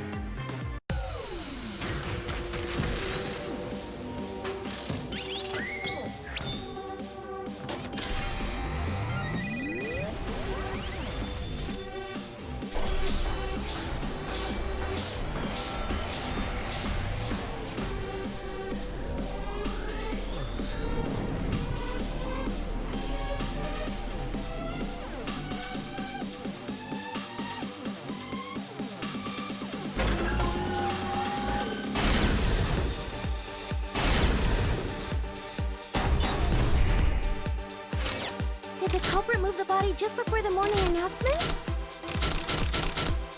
Angie! I was in front of the gym with the others, before the announcement. Is it not possible you simply missed the culprit? Himiko! We were right in front of the door. There's no way we could have missed them. Remember, the rules state that you can't enter the gym at night. Kanto! Rules probably don't apply to corpses, you know. The piranha tank is too far from the gym's entrance. I got this! You might be able to reach the tank from the window above the stage. But pool next to gym. Entering the pool at night's what's off limits, not the pool area itself. But should we can't go? It's okay, because we have Shuichi's testimony, too.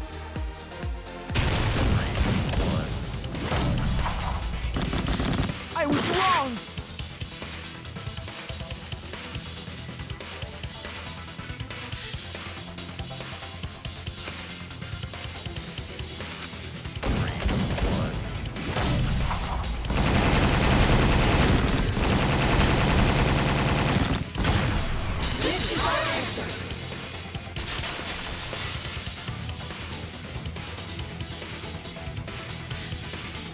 It's true that you cannot enter the gym at nighttime, but a corpse could.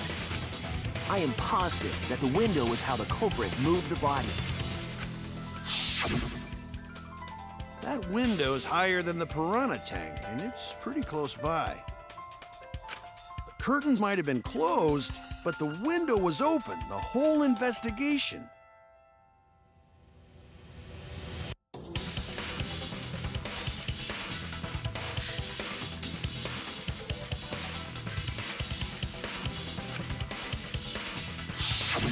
That means it was certainly possible to put the body in the piranha tank in the window.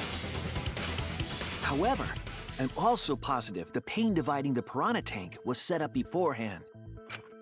That certainly couldn't be tossed in. It would need to be placed carefully. Even if the culprit were to throw the body from outside the window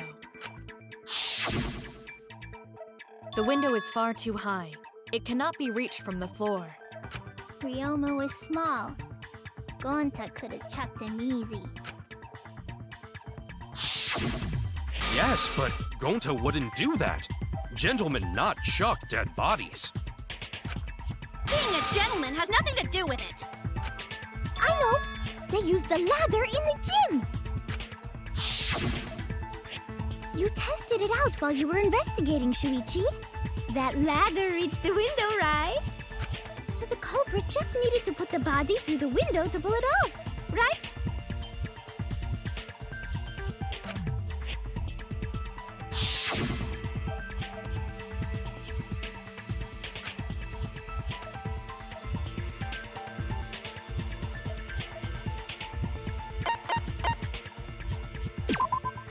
That's it!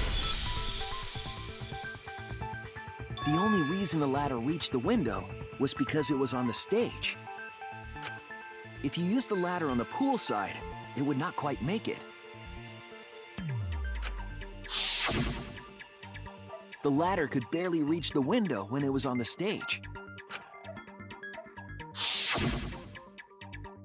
And there is nothing on the pool side of the gym as tall as the stage.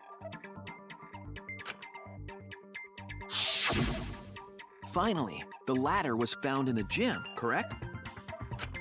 If the culprit used the ladder on the pool side, we wouldn't have found it in the gym. And they couldn't have thrown the ladder back through the window because it's too heavy.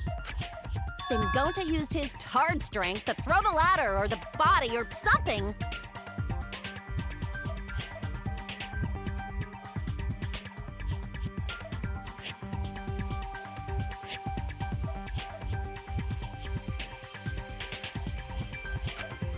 Gentlemen not throw dead bodies or ladders. The body could not have been thrown into the piranha tank to begin with. It would need to be placed carefully to prevent the glass pane from shifting. Got it, Musclehead? Even if we injected tons of steroids into you, it'd be impossible! Sorry, you're right. You didn't need to apologize, Gonta. How the culprit moved the body from the window.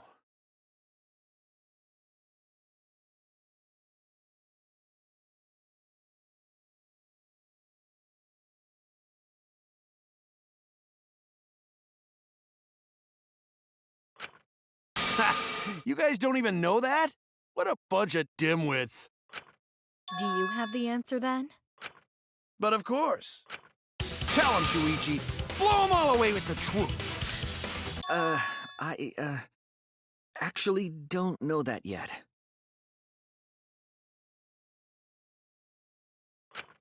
What? The culprit definitely moved the body through the window, but I don't know how. Seriously? Serves you right! You just made a fool out of yourself after acting all high and mighty! Kids just need to shut up and take their licks! What are we gonna do, Shuichi? We gotta figure this out or we're done for. Hey, you gotta do something, Shuichi! I know. I have to do something, but...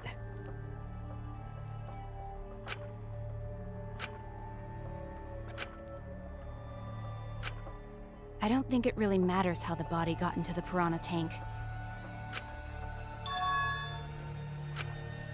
Gonta thinks it matter. We won't know culprit's trick unless we figure out. We're getting sidetracked. It doesn't matter how it was done, just who did it.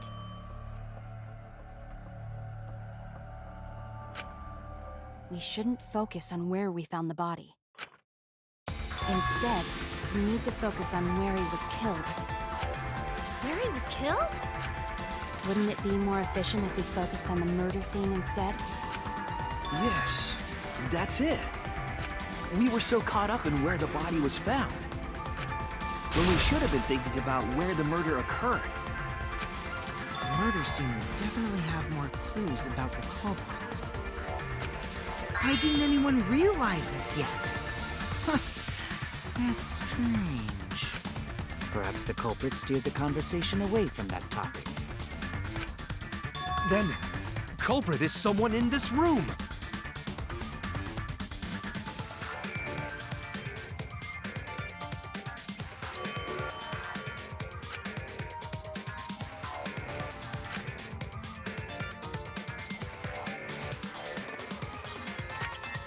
Well then, let's discuss the crime scene to figure out who the culprit is. That's not a bad idea for a robot. The last time I heard such a good idea was when Nino told me to move in with her under the bridge to get out of the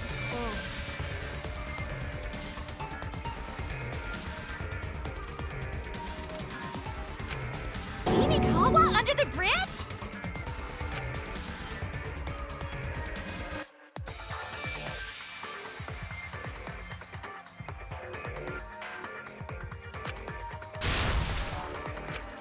Thank you, Maki. That was a helpful insight. I can't believe you didn't notice that. I guess that's why you're still an apprentice.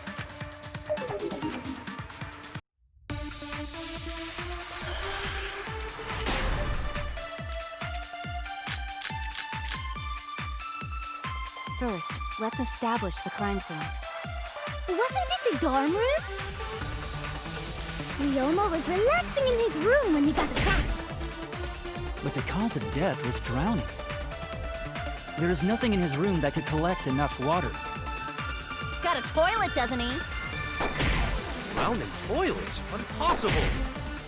We should consider places where water is stored. The only place that fits is the pool. Even if you use magic, there's no other way. Well, it must be the pool then. Nah, that little turd drowned in the toilet. Shut your mouth, you noisy sow.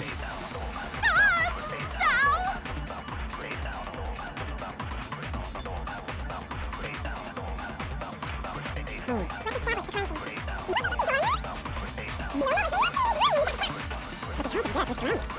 There's nothing in his room that can collect enough water. He's got a toilet, doesn't he? Toilets? Impossible! We should consider places where... The place that... That's wrong!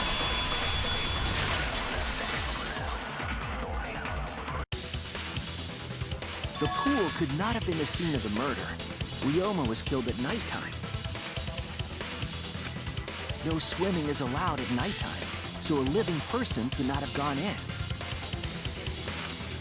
A dead body is fine because it's just an object. But if a living person entered the pool, I think I might cry. Cry as loud as you want. I'll cry with you. We can spend the night together crying. In the morning after, I'll write goodbye on your mirror in lipstick before I quietly leave.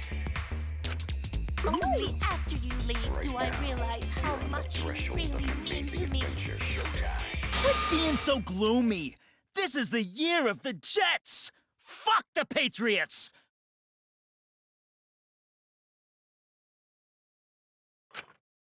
Anyway, we can conclude it's impossible for him to have drowned in the pool. Where was Ryoma killed if not pool? Is there other place where water can be stored?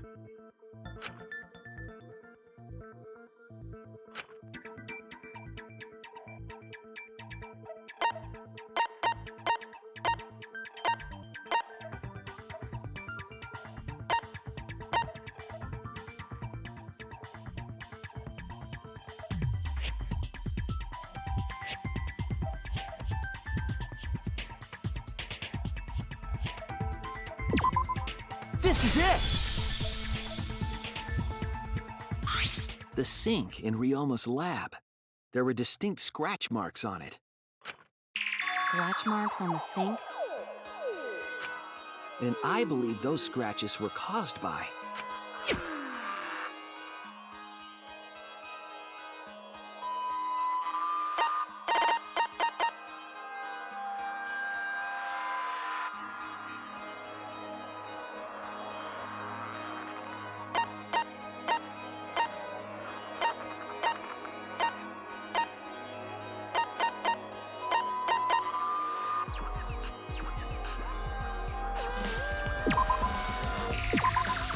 This is it!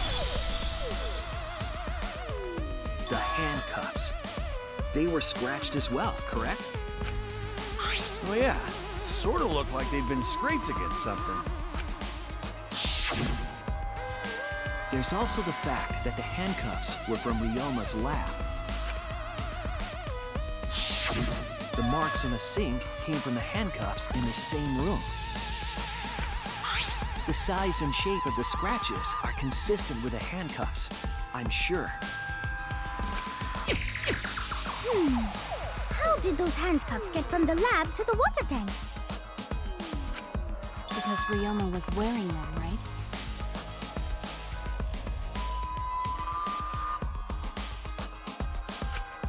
Yes, though they were only visible for a brief moment when Ryoma appeared in the tank.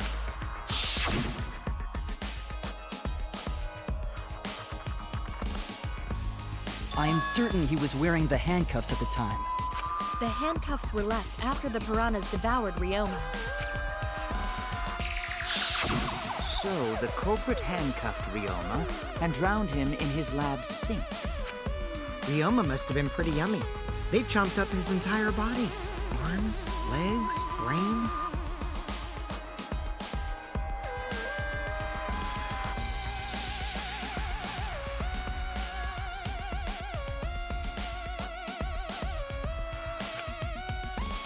Saying disgusting things.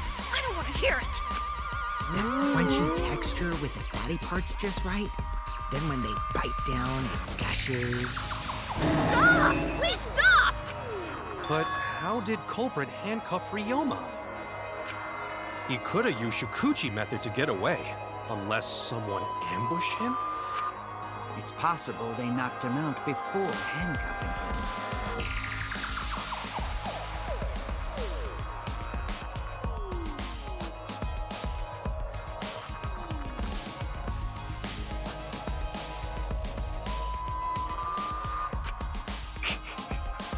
Though there's no way we can be sure, now that he's not the bones.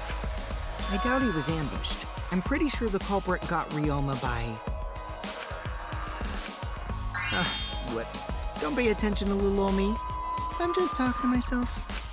When you talk to yourself, pretend you're eating and chew with your mouth closed.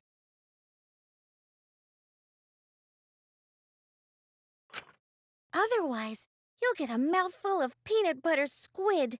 It's so disgusting you'll laugh.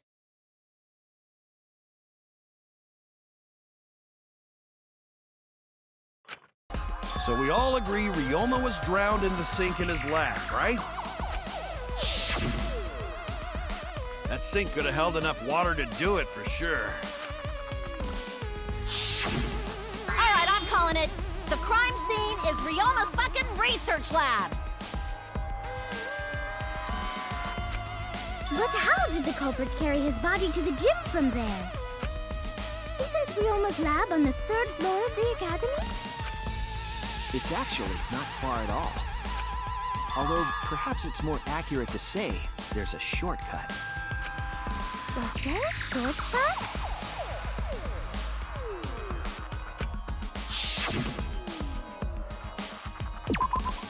There! The shortcut is the window in Ryoma's lab.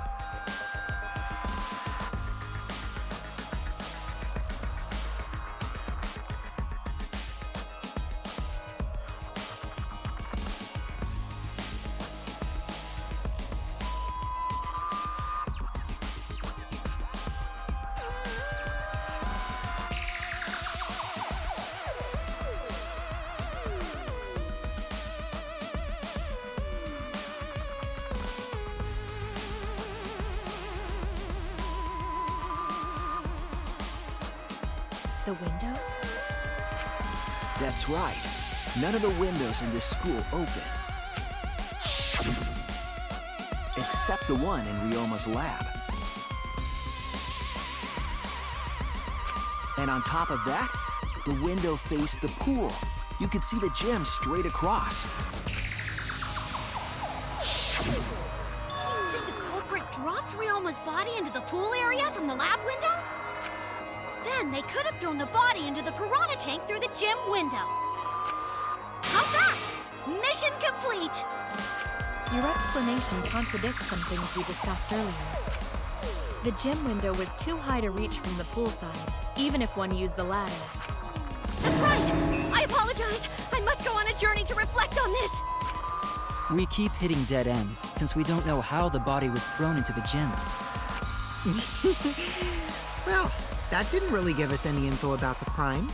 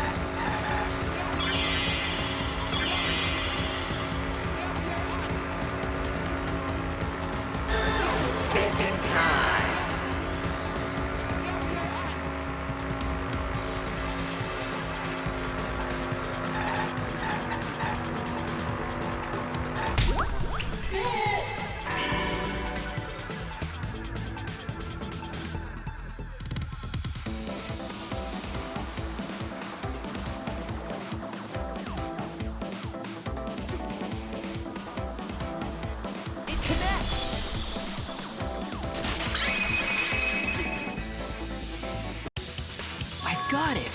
Ryoma's body was moved directly from his lab to the gym. Directly? Don't tell me they threw the body from window to window. I mean, we're talking about a body. It's not like tossing a baseball, you know. No, I don't believe he was thrown, but perhaps another way.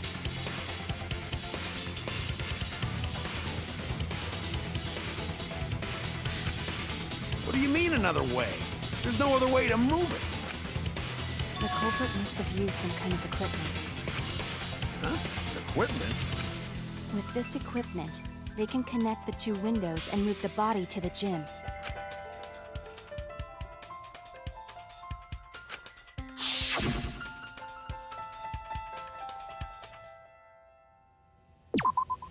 There! The rope found behind the gym stage could have been used to connect the windows. Oh, there was a mysterious mystery about that rope that only Actua can reveal.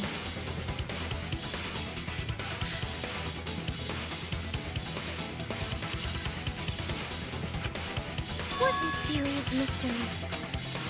During last night's preparations for the show, that rope was in the wing of the stage. But the next morning, the rope had been moved backstage for some reason. It's a mysterious mystery. Only Actua knows the answer. So, during nighttime, someone used the rope, then threw it into the gym window? So they did use the rope.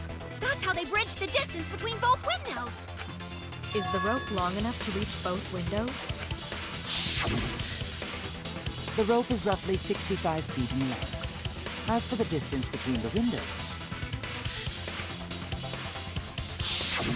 According to the sign at the pool, the width of the pool is roughly 35 feet. And the distance from the edges of the pool to the windows is an additional 16 feet.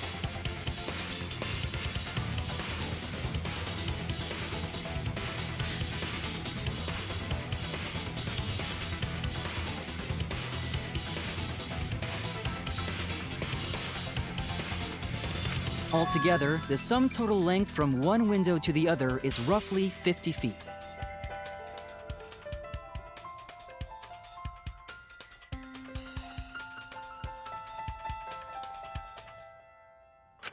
And pool is only thing between research lab and gym windows. You bet it's long enough.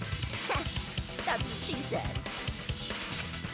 Wait, who said that?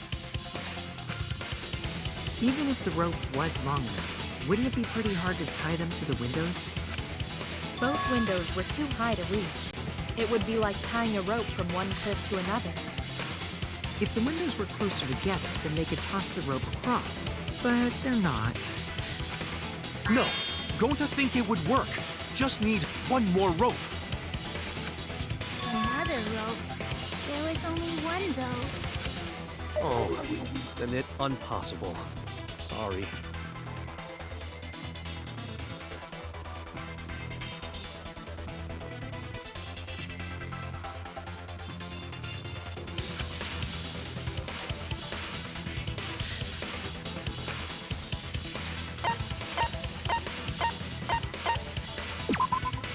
This is it! The tennis net cable from Ryoma's lab could serve as a rope. How long is it?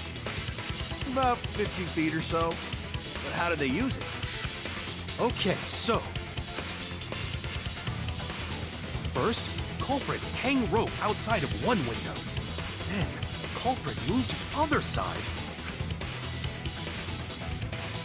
And tie cable to other window.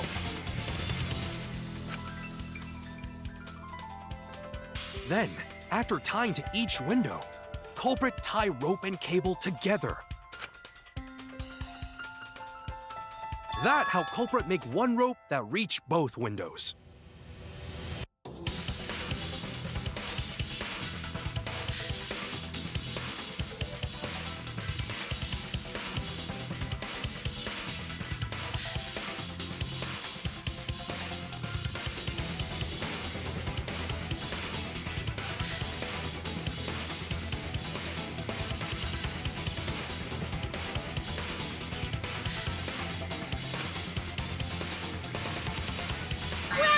That's amazing, Gonta!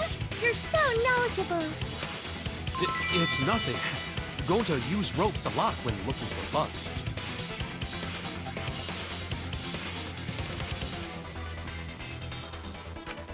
Even if they did connect the windows with a rope, they can't carry a body on just that.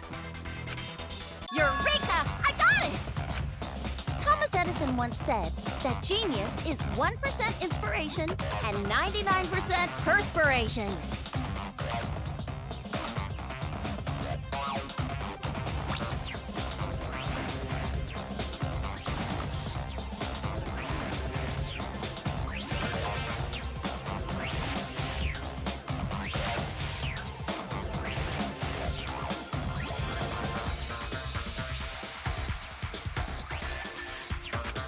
But in my case, it's 100% inspiration! You got it. Just tell us already.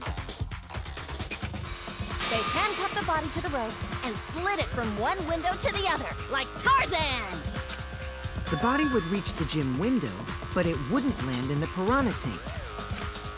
Stop making such dumbass comments and keep your smelly breath in your dirty mouth.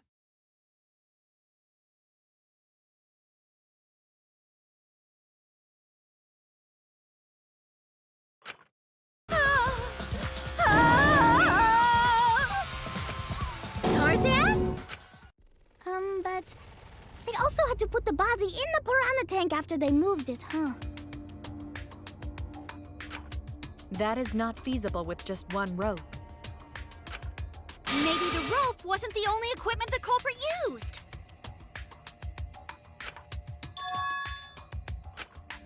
Well, anyway, it would have been pretty difficult to get that body in the piranha tank. They wouldn't just throw it. The trick was a super crucial part of the culprit's plan. The culprit must have carefully placed the body into the tank with their own hands. But is there really a way to do that? Kokichi, are you hinting at something? Huh? Hint? What hint? Don't confuse me with your talk of hinting hints.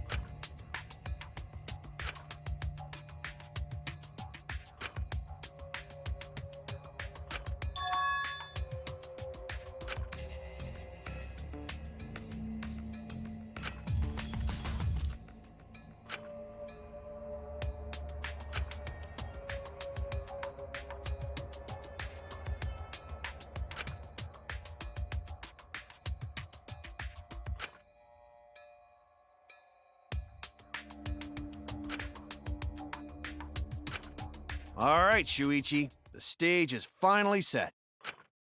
What? Listen up. Do a good job here, and I'll be able to put an end to this trial.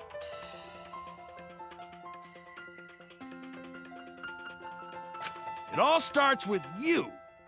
You be the opening act, and I'll be the main event. And then together, we're gonna save everyone. Together? You got this. After all, you are my sidekick. I believe in you, so I'm gonna leave the rest to you. Yeah,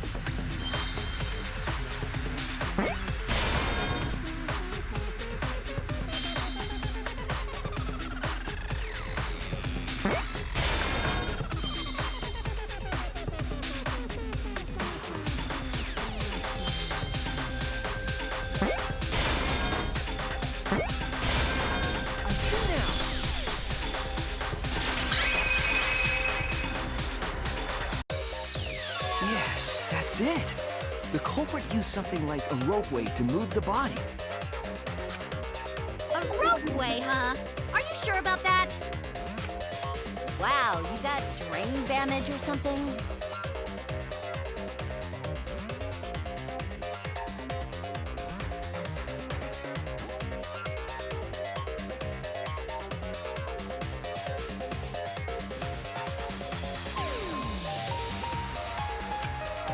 You need some kind of vessel to use on a ropeway, and we don't have that!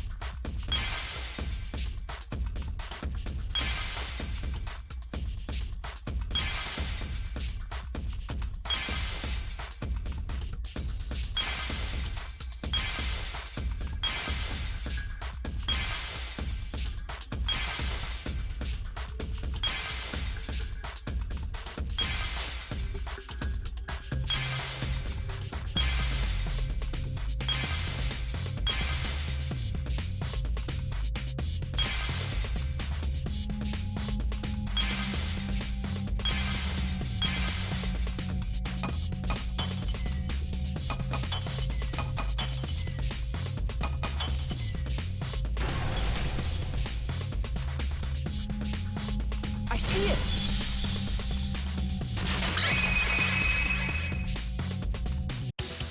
It's the inner tube. The rubber inner tube we found floating in the pool.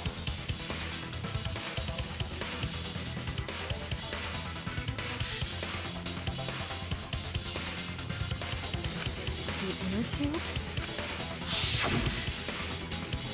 Remember the inner tube we found in the pool with a rope on one side? Maybe the rope was originally tied on both sides. The culprit made a ropeway by hanging the tube from the rope connecting the windows. And because the third floor window is higher up, gravity would have pushed the inner tube along. The inner tube is made of sturdy rubber as well. It could have supported 2 people. The culprit used the ropes and the inner tube to construct a rudimentary ropeway and used it to move themselves and Ryoma's body from the lab to the gym. Once through the gym window, the culprit stood on the inner tube to move the body. Either that, or the culprit placed their foot on the windowsill. That way would be more stable and let them handle the corpse more carefully. Finally, they removed the rope from the window frame and left the scene. Well, when you put it like that, it certainly sounds possible. But wow, a ropeway! You say the culprit placed their foot on the windowsill. Isn't that against school rules? It would count as entering the gym, would it not? Last time we got asked that question, we decided it was okay. Sticking your body through the window is an automatic out, but standing on the sill is... Wait, who asked you last time? Eh? It is quite possible that the culprit went to you to confirm the details of their plan. shit! Way to put your foot in your mouth. His foot! Monosuke just unhinged his jaw and swallowed his entire leg! Cut it out! I can't write this off as a joke if you two keep freaking out about it.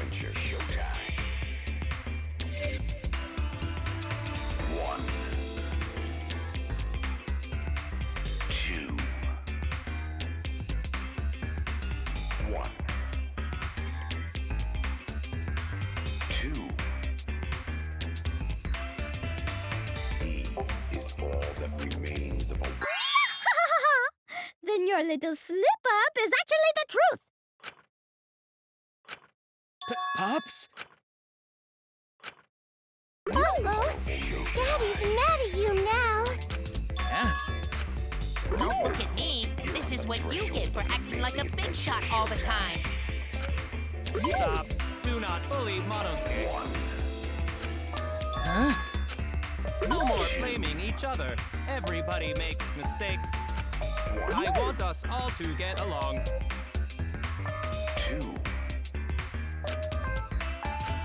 Monodam's right! Monosuke, you better thank Monodam. Less attitude and more gratitude. Got it? Right now, you're on the threshold of an amazing Come on. The trial was just getting fun. Why you gotta ruin it with that slip-up?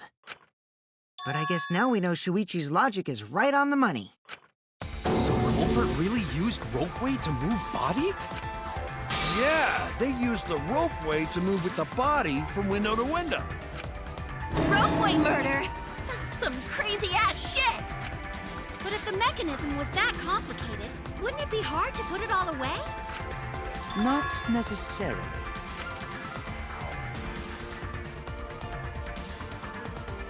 All one must do is detach the rope from the window after using the ropeway.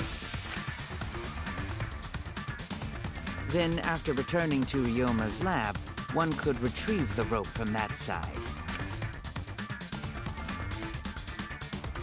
Tossing the rope into the gym from the pool window would be the final step.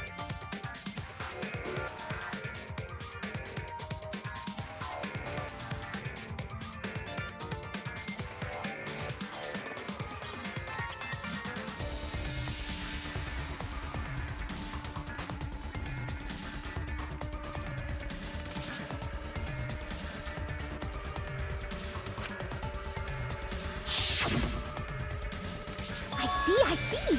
The rope was thrown from the window! That's why we found it there!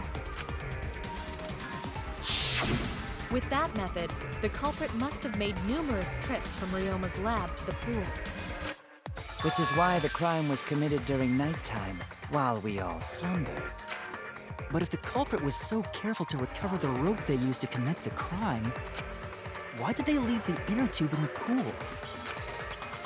I believe that was an accident. An accident? Yes. When the culprit was taking down the inner tube, they accidentally dropped it.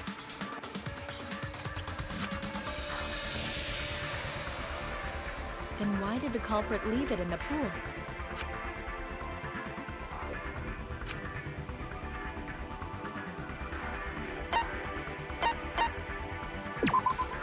That's it!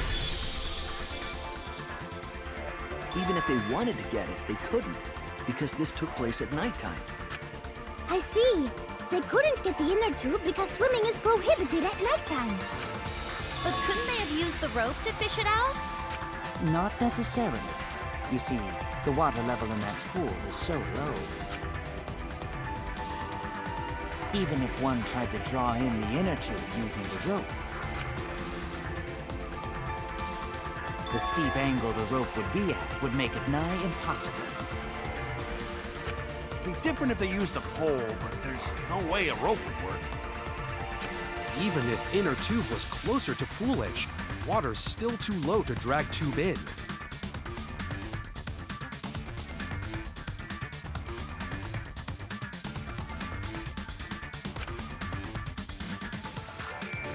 Sounds like a lot of work. I can see why they just left it there.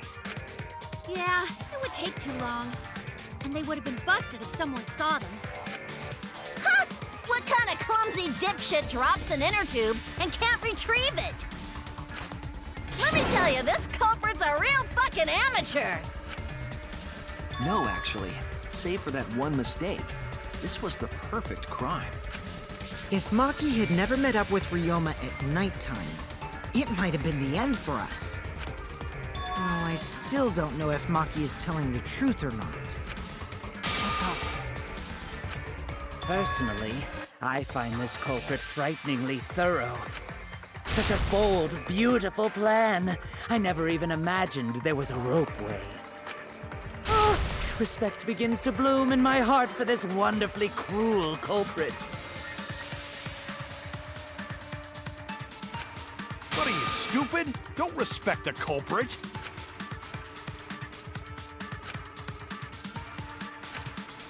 Now, we just need to figure out who the culprit is. But of course, it would be pointless to unravel this mystery otherwise. So, who is it? Looks like it's time for me to start the main event. But my sidekick here is on a roll right now, so I'll let him take this one. Okay.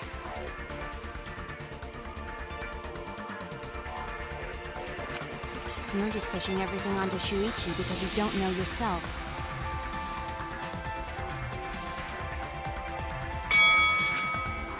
Well, Shuichi, do you already know who the culprit is?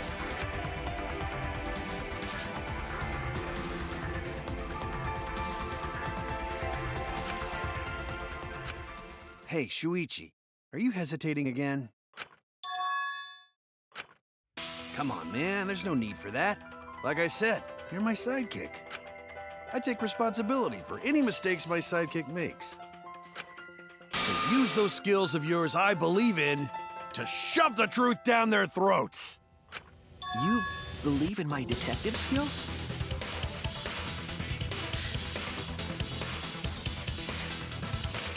That's right!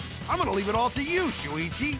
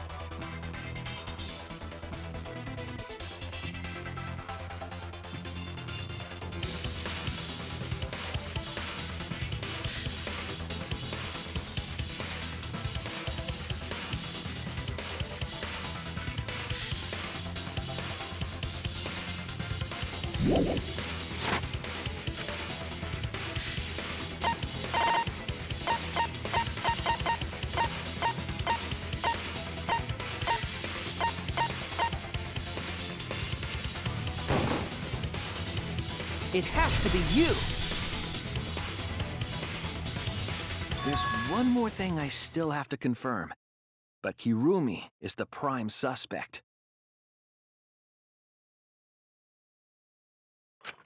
Me? What? Kirumi?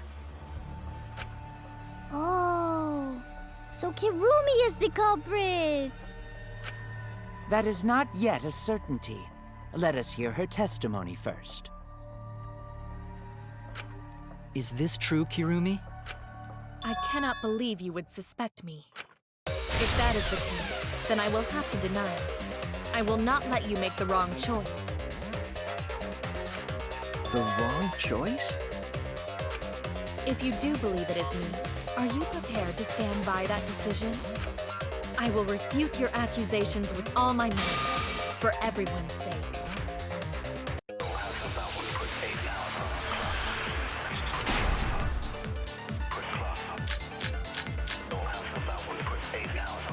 I, of course, am not the culprit. The crime was committed at nighttime. And you have no alibi, do you? An alibi for nighttime? I believe most of us do not have one. I have evidence that proves you're the culprit. Do you think we would fall for such nonsense? The trick relied on complex mechanisms to work. But someone like you could be skilled enough to pull it off. Preposterous. That could have been done by anyone. Kirumi is thin and has a nice body. She and Ryoma could have totally shared an inner tube. We all could have, except perhaps Gonta.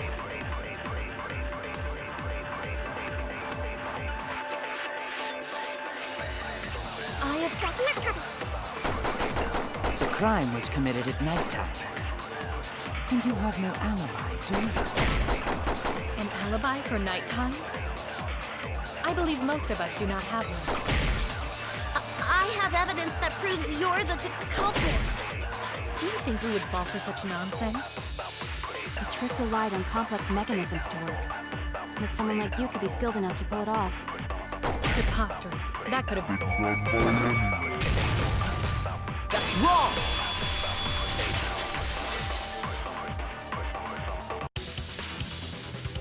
No. The only person who could have prepared this murder is Kirumi.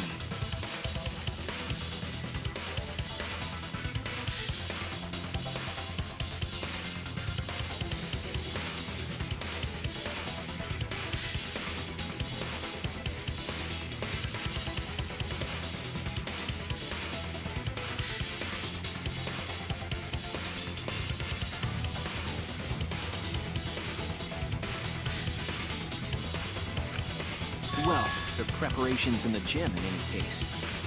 And why do you believe that?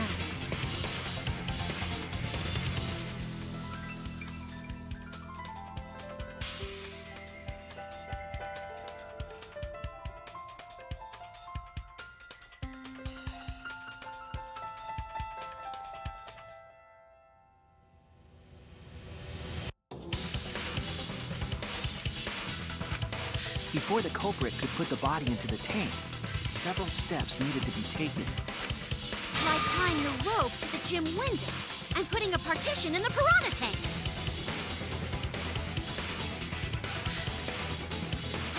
That's right. Ryoma's body entered the gym from the window. That required preparation. That could only have been done when Kirumi was by herself in the gym before nighttime. But Kirumi was alone in the gym for only like 5 minutes. Not enough time for the whole murder, but enough time to set it up. Enough time to tie the rope on the window frame and put the pain in the piranha tank. This is my selfless devotion!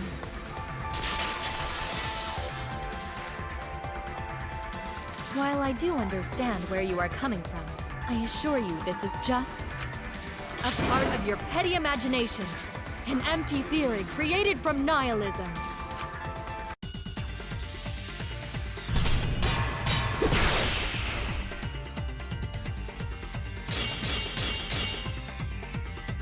If it were solely the rope and partition, I suppose 5 minutes might be enough time.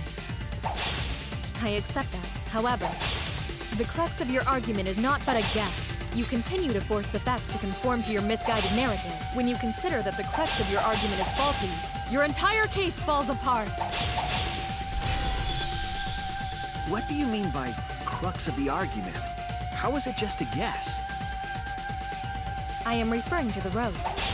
Now, with that rope, It is possible to reach the gym window from the third floor window, but there is no evidence to indicate this had happened. In other words, it is just a guess. And then you add assumptions and hearsay to that guess.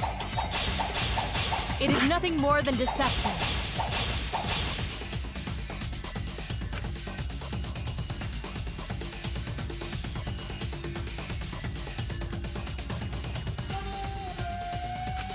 I am referring to the robe. Now, with that robe, it is possible to reach the gym window from the third floor window, but there is no evidence to indicate this had happened.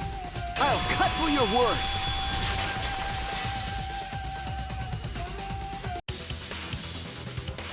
I have evidence. The abrasions left on the window frames at the gym and the lab. Were those scratches from when the rope was tied to the window frame?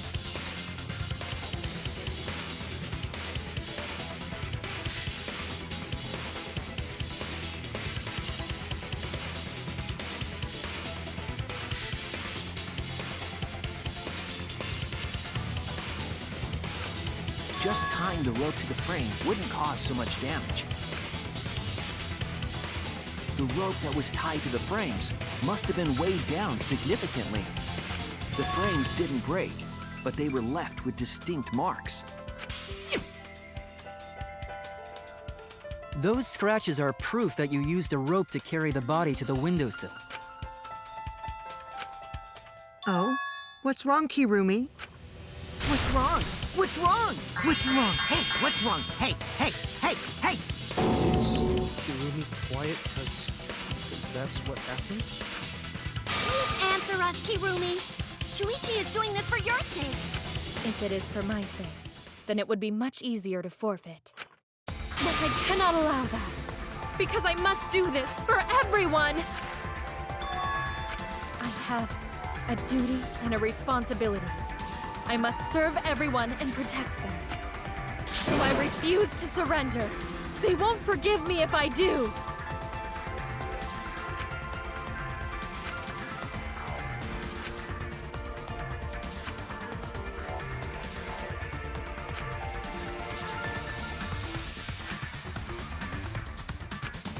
Hey, Kirumi, who exactly is this everyone you're talking about? I've just got a weird feeling about this. When you said everyone, it felt like you weren't talking about us. It felt like you were talking about someone who isn't here. Someone who isn't here? Someone outside of the academy? Hey, do you think Kirumi saw her own motive video? Huh? The motive video? You saw your important someone in danger, so you committed murder, right? Is that true?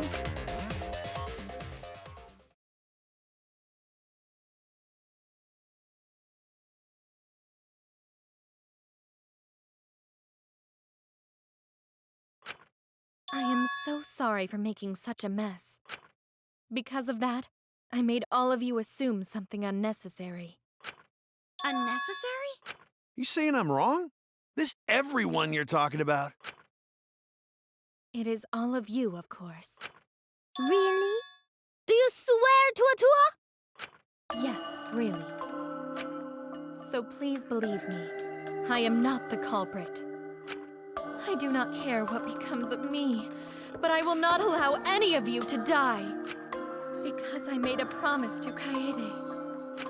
She wished for all of us to escape together. I want to fulfill my duties as the ultimate maid. I wish to serve everyone. So please believe me. You have to!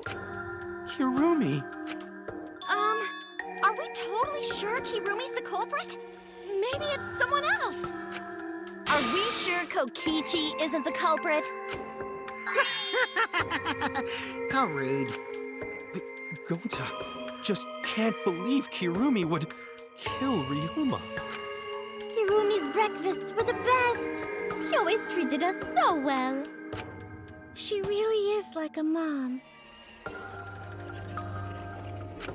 Perhaps it was after she gained our trust that she saw her chance to strike. You really are screwed up. Screwed up from head to toe. Even through your clothes, I can tell. Shuichi, please reconsider suspecting me as the culprit. You only suspect me because I was at the gym during nighttime yesterday, correct? But you cannot accuse me of being the culprit with that insufficient proof. It is still possible for Maki and Kaito to have gone to the gym. They do not have alibis. They could have pretended to help Himiko, but secretly prepared the murder. When you put it that way, it does seem possible. We can't accuse Kirumi just based on our alibis. Guys, maybe suspecting Kirumi is wrong. Yeah, maybe we should think it over one more time. I made a promise. As the ultimate detective, I made a promise to seek the truth. I made a promise to Kaede, so I'm not turning back now.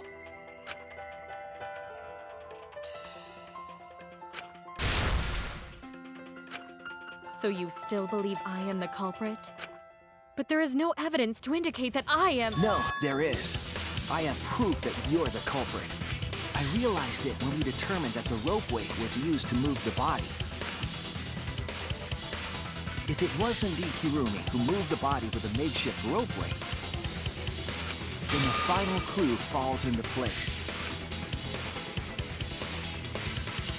The final clue?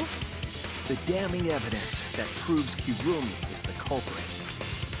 Shuichi, won't you please tell me why you are so desperate to pin me as the culprit? Don't you want to protect everyone? I'm doing this because I want to protect everyone. Shuichi. Then you're wrong! Your deduction is all— Your words aren't going to convince me now. Not when I know the truth. All you care about is your own reasoning. You don't even listen to others.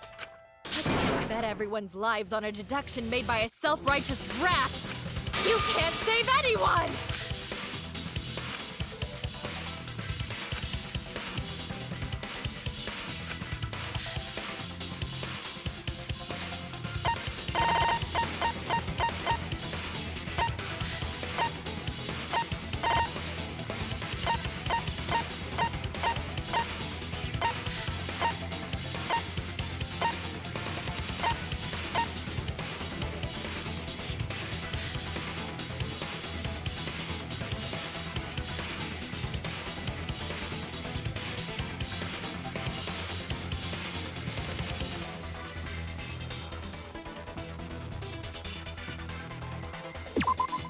This is it! The piece of black fabric in the pool. That's the final clue that proves you're guilty. It's been bothering me for a while. I couldn't figure out what it was. I thought it was just trash at first, but I couldn't dismiss it entirely. Now that the class trial has come this far, I know for certain. It's an important piece of the puzzle, because like the inner tube, it's evidence the culprit couldn't dispose of. Huh? Why not? Using the ropeway, you could slide the inner tube from the lab to the gym. But how would you control it? If it kept sliding and hit the window, the momentum would have thrown the body off. To prevent that from happening, the culprit needed some way to adjust the speed. For example, the culprit could have used their hands for friction.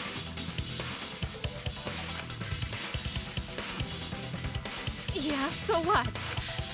You're still wrong! Your logic is flawed!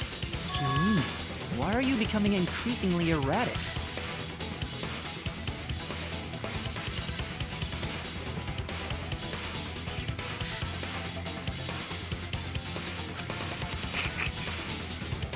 There is such absolute beauty in trying to fight against the truth.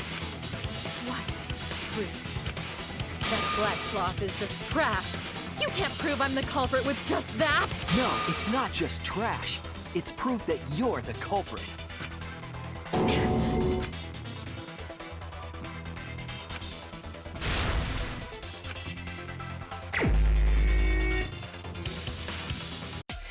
are incorrect. What is this truth?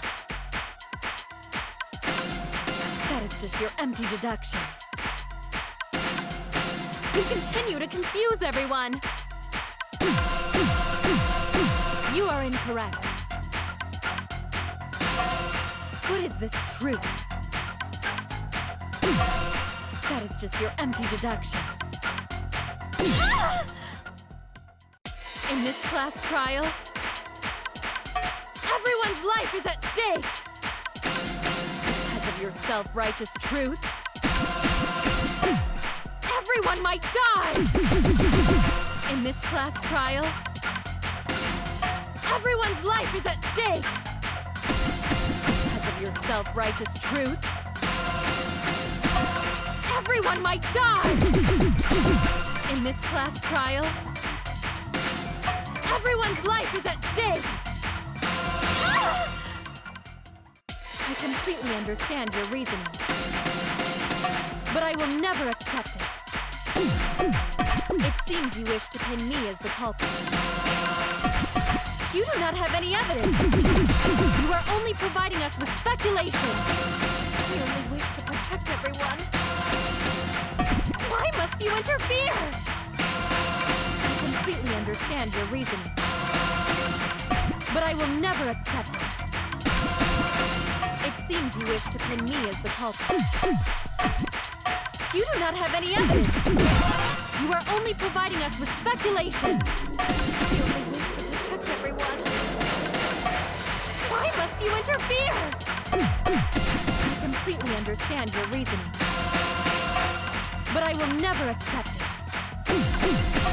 It seems you wish to pin me as the culprit. You do not have any evidence. You are only providing us with speculation. We only wish to protect everyone. Why must you interfere? Ah! What does that piece of trash prove?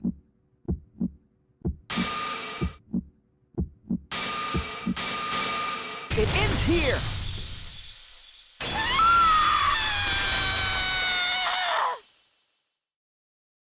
The piece of fabric came from Kirumi's black glove.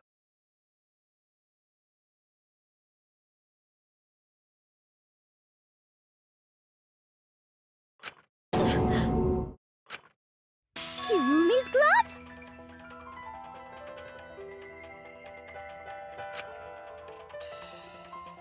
If the culprit were slowing their descent by grabbing the rope with their hands, there would have been a lot of friction, easily enough to cause rope burn. But our culprit was smart. They weren't burned because they weren't bare-handed.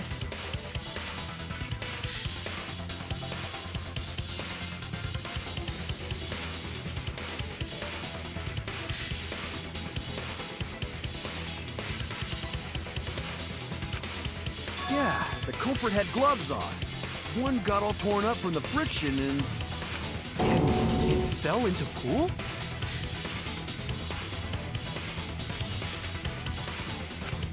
From what I remember, the only one who wears black gloves is Kirumi, right? The gloves on your hands now.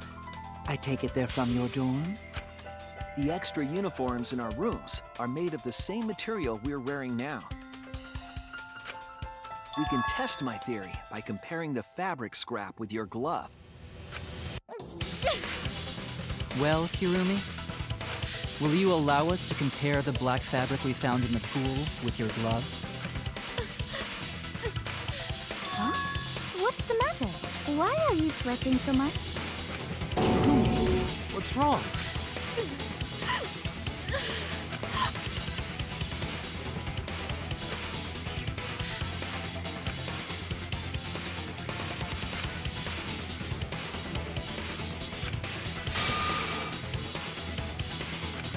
I will show you the truth.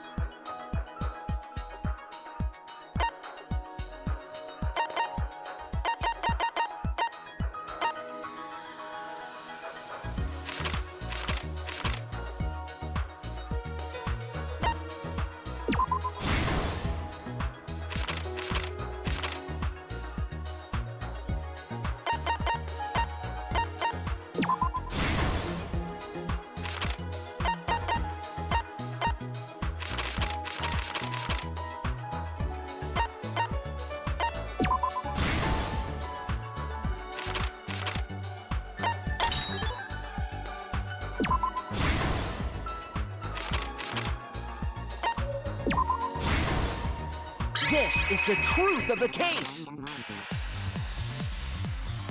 The victim's body was found this morning during Himiko's underwater escape act.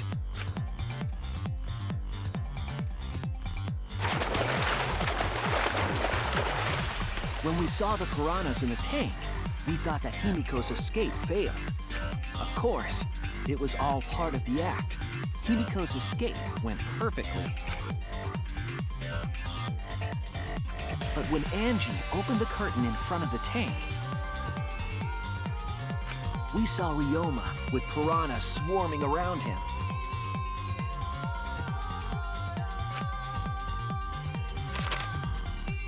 Before any of us could react, the piranhas devoured Ryoma's body.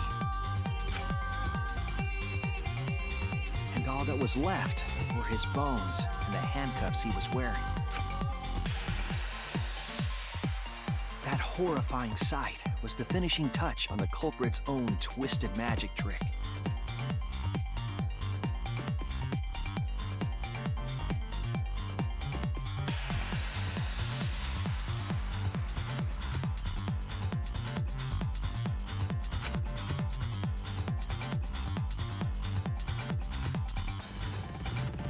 The culprit obfuscated the time and place of the murder, implicating Himiko in the process.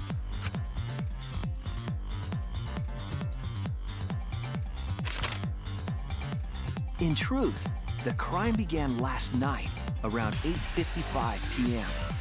While preparing for the show in the gym, the culprit had a chance to be alone.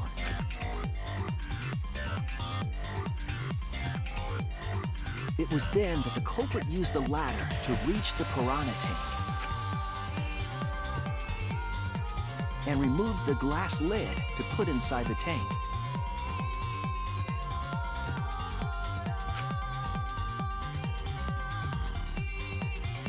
They used it as a partition to force the piranhas to one side of the tank.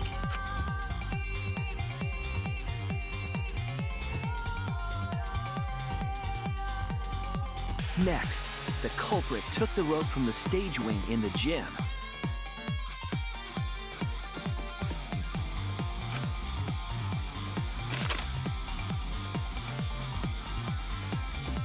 And used the ladder once more, this time to climb up to the gym's window.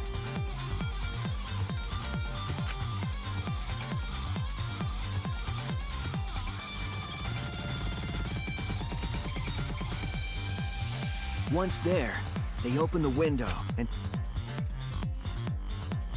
the rope was then thrown out the window toward the pool. These preparations were key to the culprit's elaborate plan.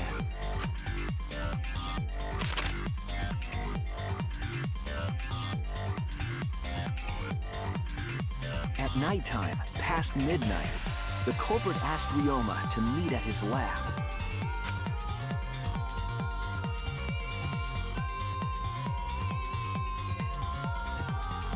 All the pieces were in place. The culprit was ready to murder.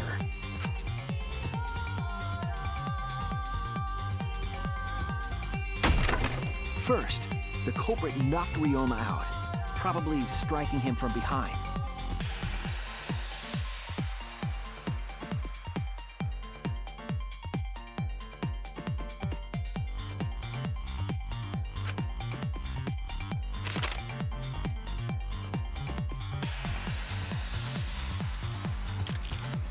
Then, they put the handcuffs from the shower room on Ryoma's wrists.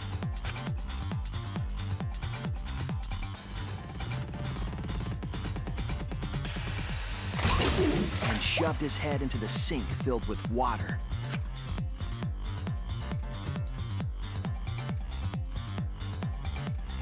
From the water and the pain of drowning, Ryoma should have woken up and struggled. The culprit anticipated his resistance, which is why Ryoma was handcuffed.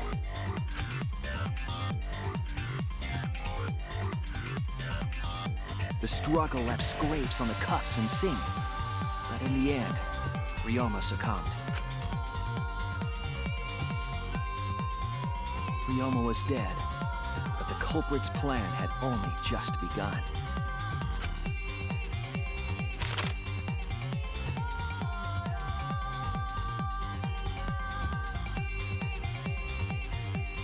They removed the cable from the tennis net and hung it from the window facing the pool.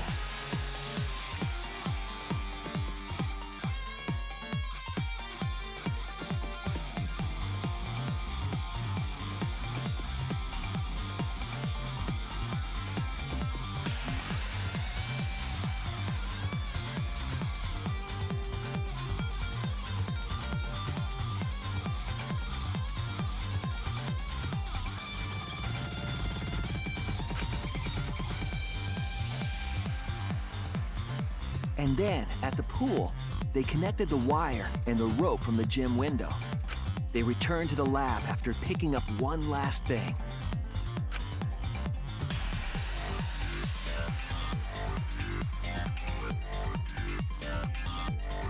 The rubber inner tube that was in the pool's tool shed.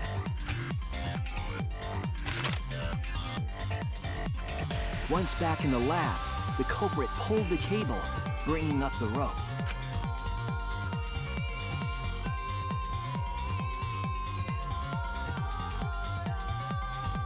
They pulled until the rope was taut, then tied it to the lab's window, and thus, the gym and the lab windows were connected by a single rope.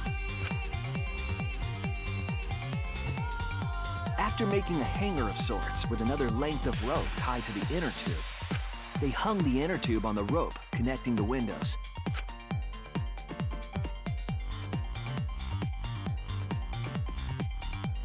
That's how the culprit created the ropeway that was used to move the body. An impressive premeditated murder, but the culprit made two crucial mistakes. The culprit got on the inner tube with Ryoma's body and slid toward the gym. With the height difference between the windows, they would have built up quite some speed. To avoid crashing through the window, the culprit used a brake.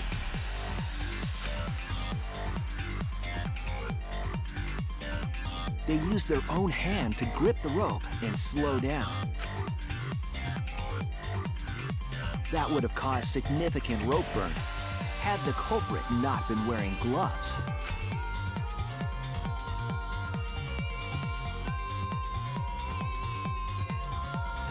But due to the friction, part of a glove tore off and dropped in the pool.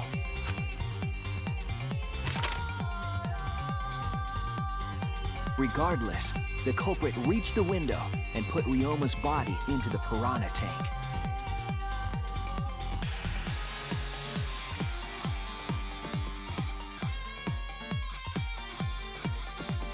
The glass pane not only kept the piranhas and the body separated, it also kept the piranhas so close together, they concealed the body. After that, all the culprit had to do was untie the rope and the inner tube. But that's when they made their second mistake.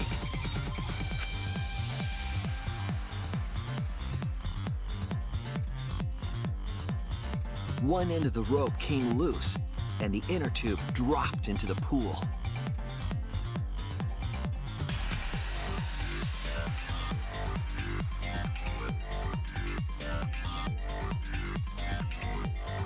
Thus, the culprit was forced to leave two key pieces of evidence, the fabric and the inner tube.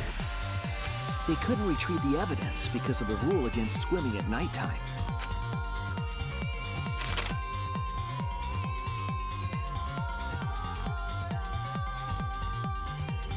And that's the whole story. Am I wrong, Kirumi Tojo? The ultimate maid?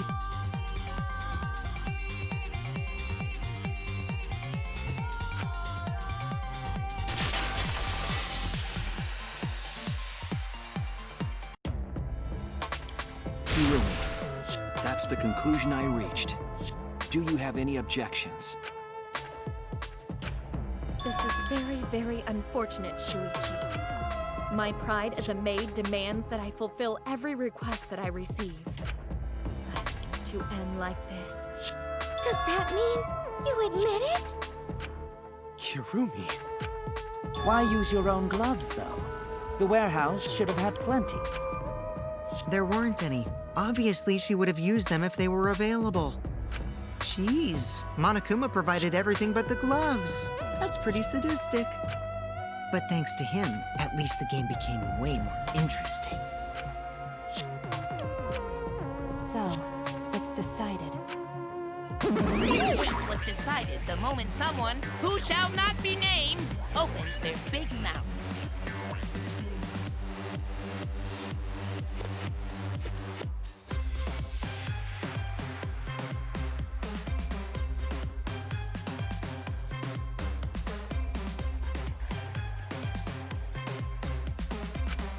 But we don't know that. Maybe the real culprit is someone nobody expects. That is right. No need to worry. Oh, Mono-chan, you're like a mommy taking care of her sick child. All right, let's go! The heart-racing excitement as the blackened and the spotless finally face off! It's voting time!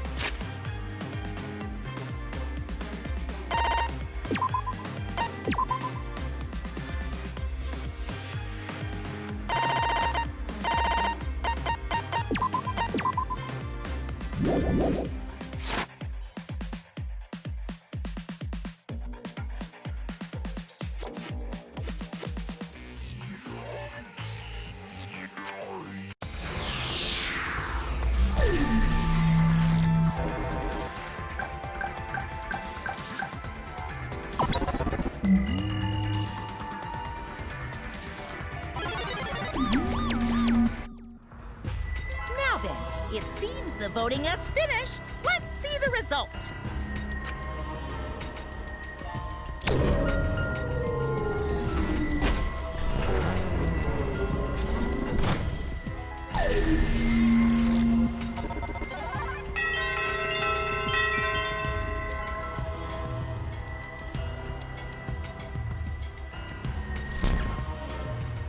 Who'll be chosen as the blackened?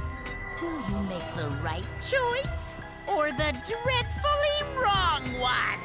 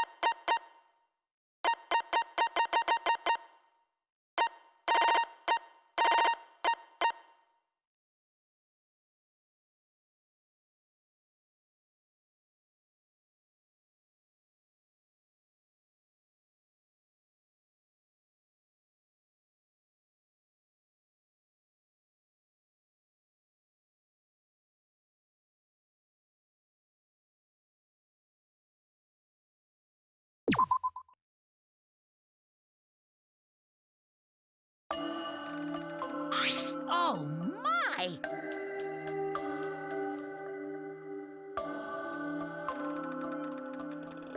That's not true.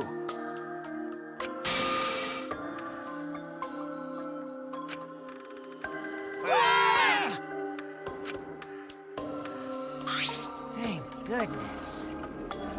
You gotta be kidding me! Yeah, Wait! No way. Yoo-hoo! The truth is...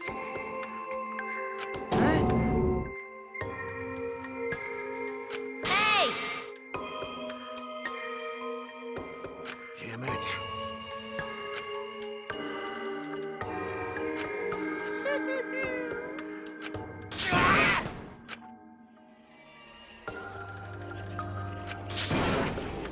No way! Shut up! Say, How? No. What?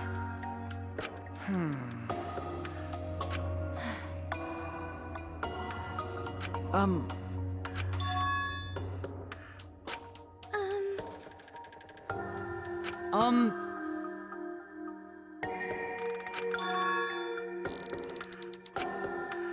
What's wrong? I do not agree.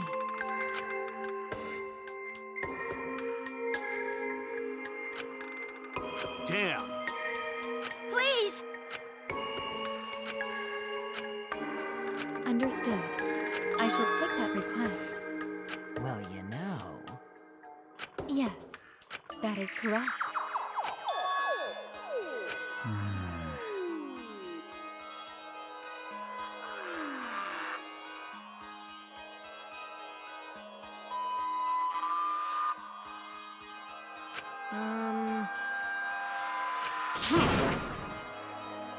What are you saying? May I?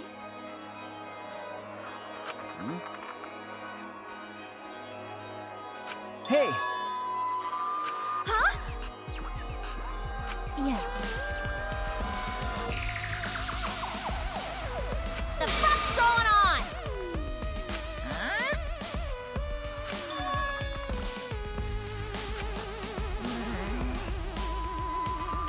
No. Eh? Oh! Dumbass!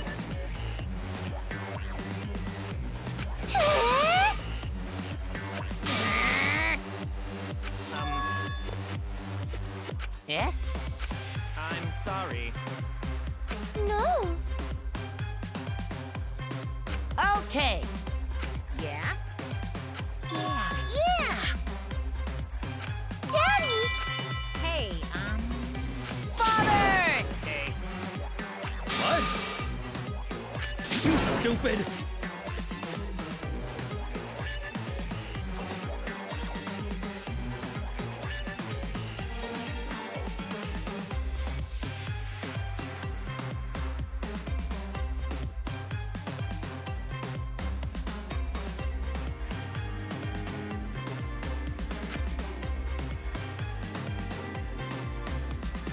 Well, now. I see.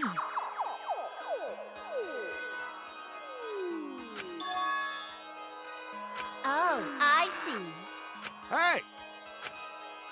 What's wrong? Yes. So, That's right.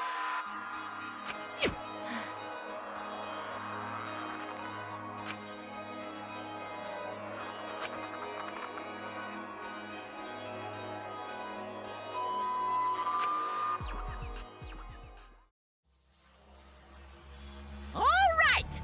Back by popular demand, it's time for the motive video! Who's the most important person in your life? And now, without further ado, Kirumi Tojo, the ultimate maid. With clients in politics and finance, this elite maid is renowned for completing any request.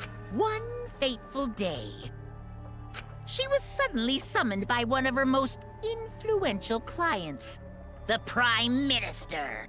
The Prime Minister had a request of utmost importance. He requested that she use her talent as the ultimate maid to serve her country. He asked Kirumi to make this country great again and transferred all his authority to her.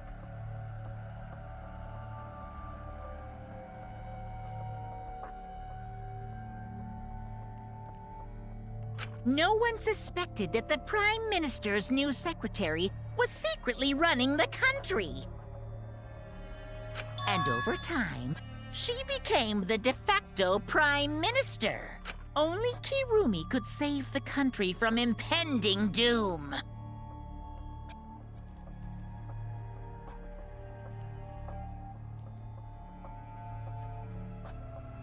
Yes, the future of the country rests entirely on her capable shoulders. But Kirumi is up to the task, for she only accepts requests that only she can fulfill. She is driven by the belief that her citizens are the most important people in her life.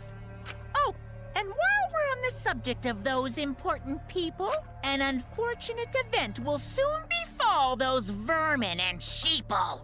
What event, you ask? It's a secret. Find out for yourself.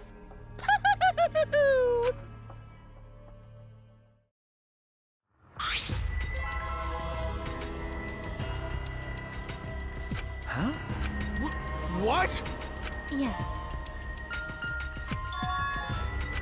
Wait! What is this? I do not agree. This is my selfless devotion. I was called upon to lift the country out of a dire situation. I swore to serve and help all its citizens. As the ultimate maid, I have advised politicians many times in the past, but he wanted me to prioritize saving the country from an unprecedented crisis. I fully accepted this request. As a maid, it is a great honor to serve the nation itself. What did I do?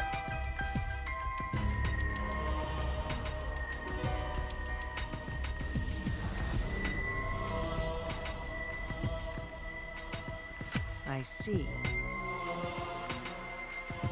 Huh? You really don't get it.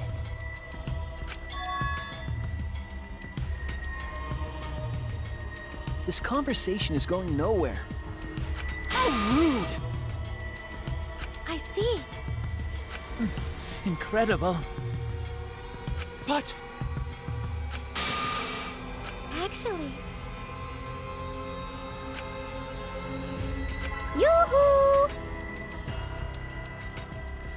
I do not know. That's... That is correct. Huh? I do not know.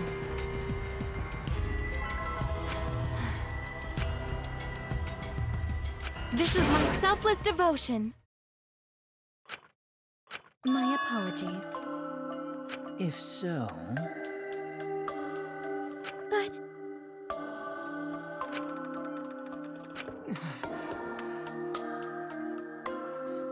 I don't like that.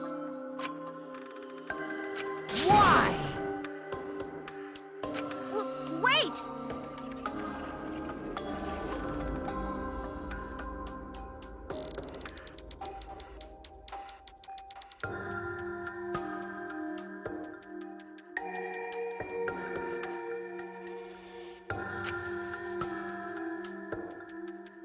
Always messing around. Bears do not lie. That's not true. Bears do not lie. Hey, Huh? 100%. What are you trying to pull? Cuz. Shing!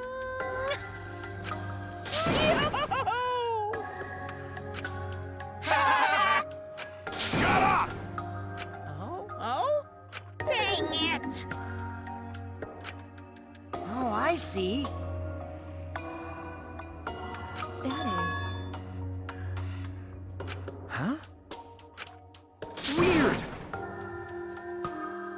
I do not agree. Do you agree? Huh?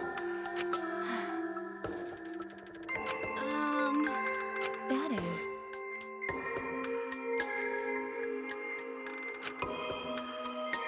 That is correct.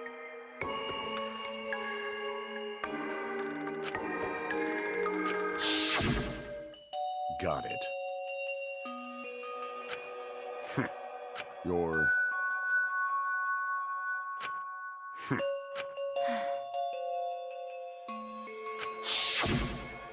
And then, he turned his back toward me. At that moment, my determination solidified. A person like him would have noticed my bloodthirst emanating. He already knew. He forfeited his life right then and there.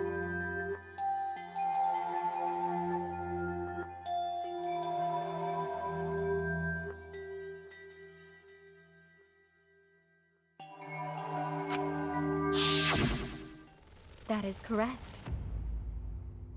Then... But...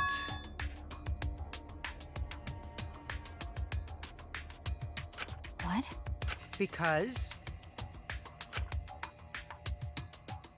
What are you talking about? Wait!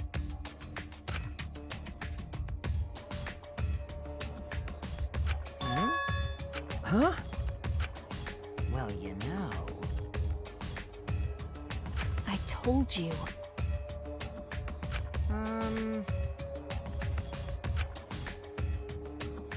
Why?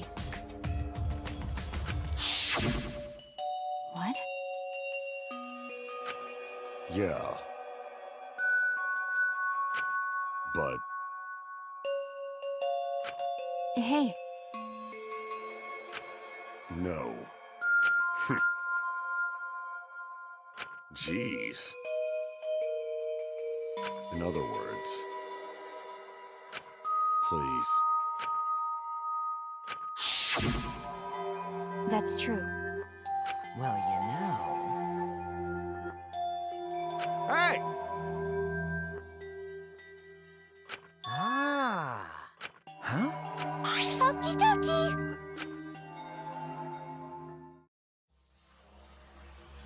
All right! Back! Who's the most important person in your life? And now, without further ado... This message is for Ryoma Hoshi, the ultimate tennis pro!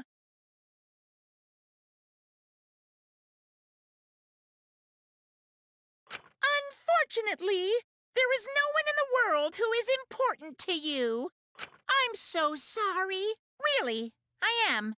You have my deepest sympathies. Sorry. Sorry. Sorry.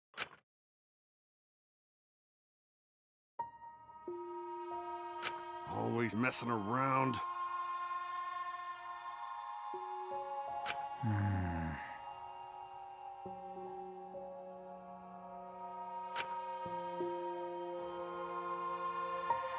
I see. It can't be!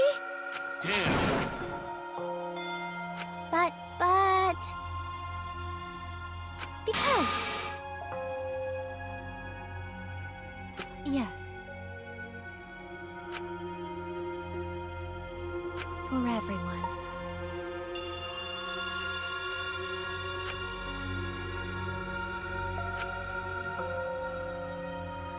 My apologies.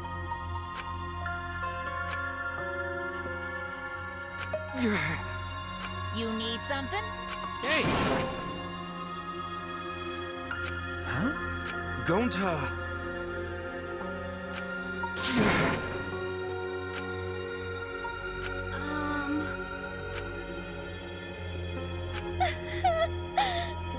Unfortunately... Jeez. Huh? Oh, man...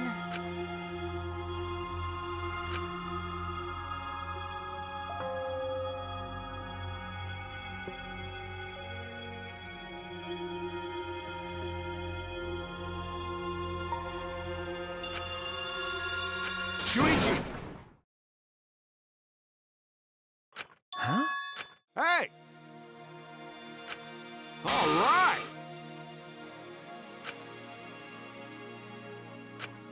Listen up. I mean... Don't worry about it. Of course!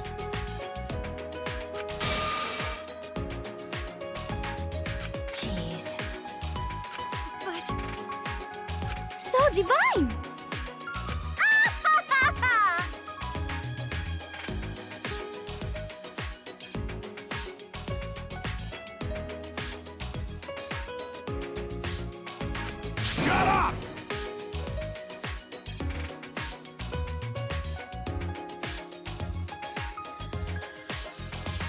I'm not so sure about that. But... Huh? Because...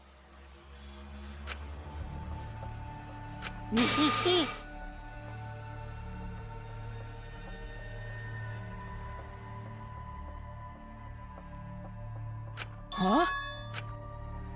But...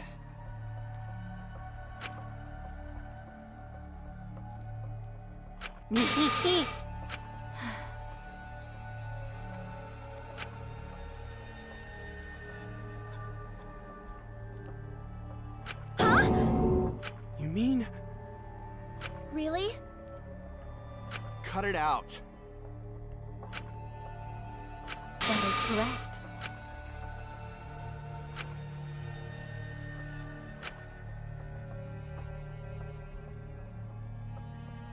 You must live. Huh? I see. You must live.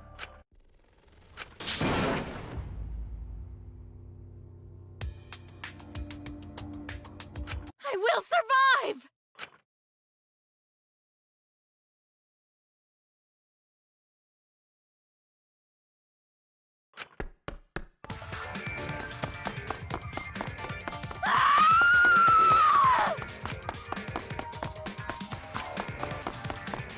I have to escape!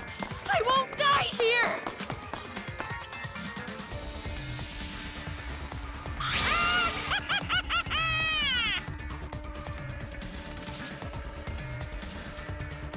Yes, that's it.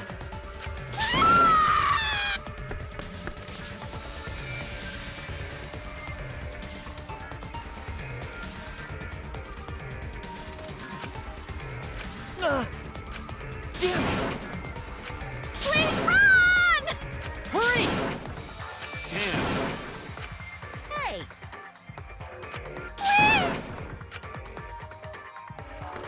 I will live! I refuse to die in a hellhole like this! now then, I've prepared a special punishment for Kirumi Tojo, the ultimate maid. For my nation! For my people! Let's give it everything we've got. It's punishment time! I will not die!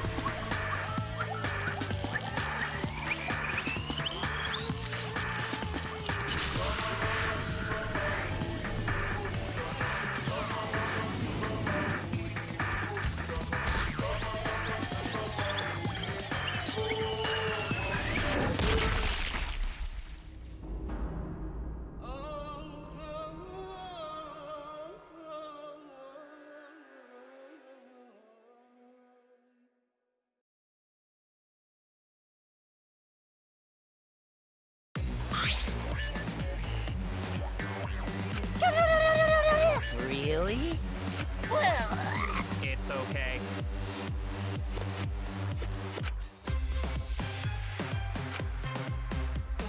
It's fine. Eh? Let's get along. We are all friends. I will not forgive that.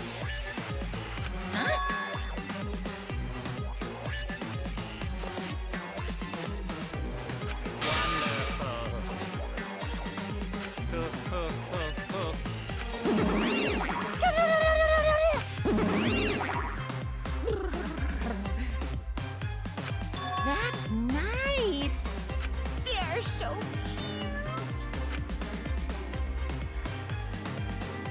They're so freaking cute.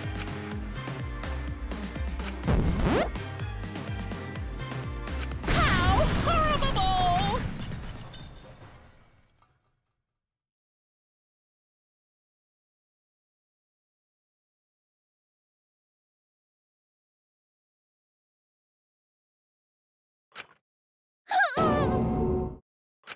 Stop it! I don't like that. I'll protect you!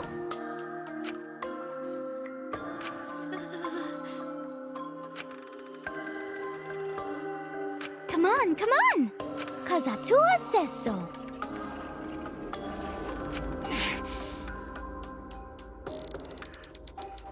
I see, yes. That's true. Okay.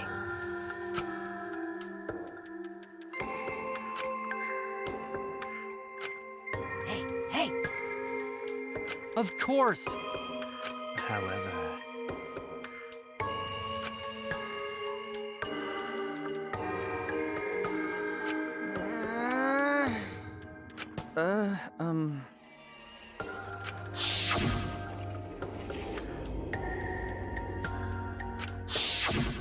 That's... Huh? I see. What? Okay.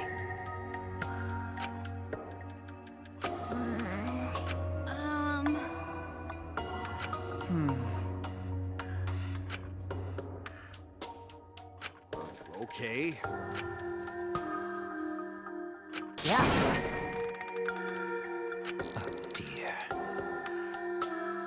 That's so mean. It's a lie. Because...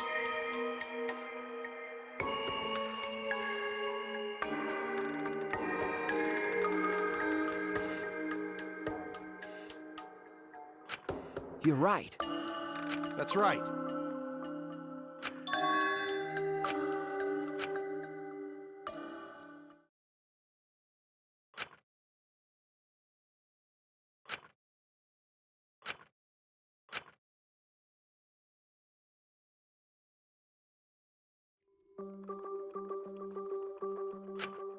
For now, You're right. Why, you! I won't forgive you! It'll be okay. What's wrong? But...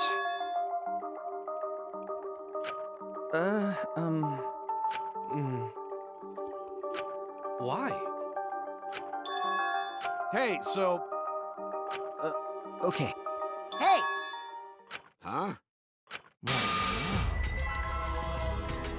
What is it?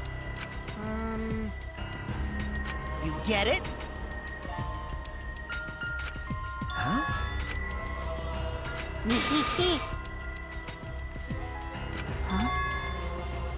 What? Ah.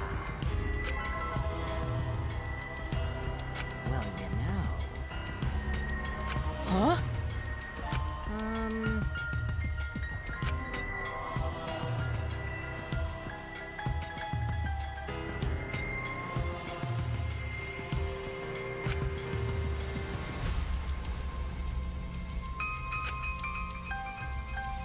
Which means...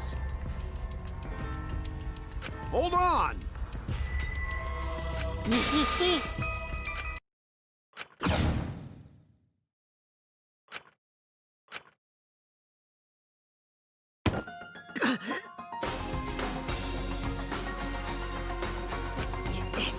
You know, this is an interesting turn of events.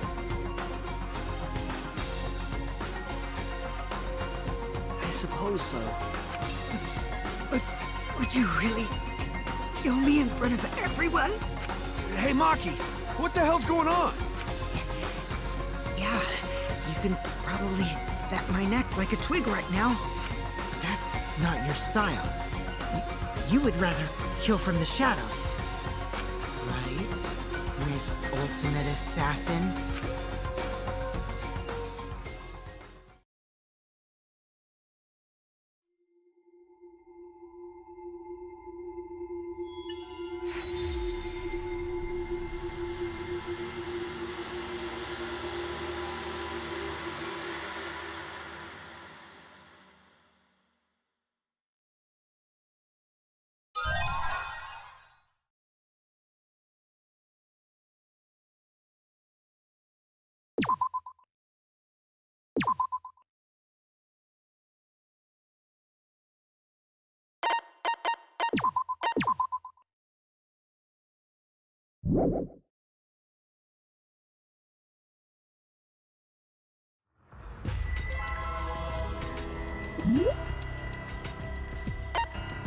What you're seeing now is live.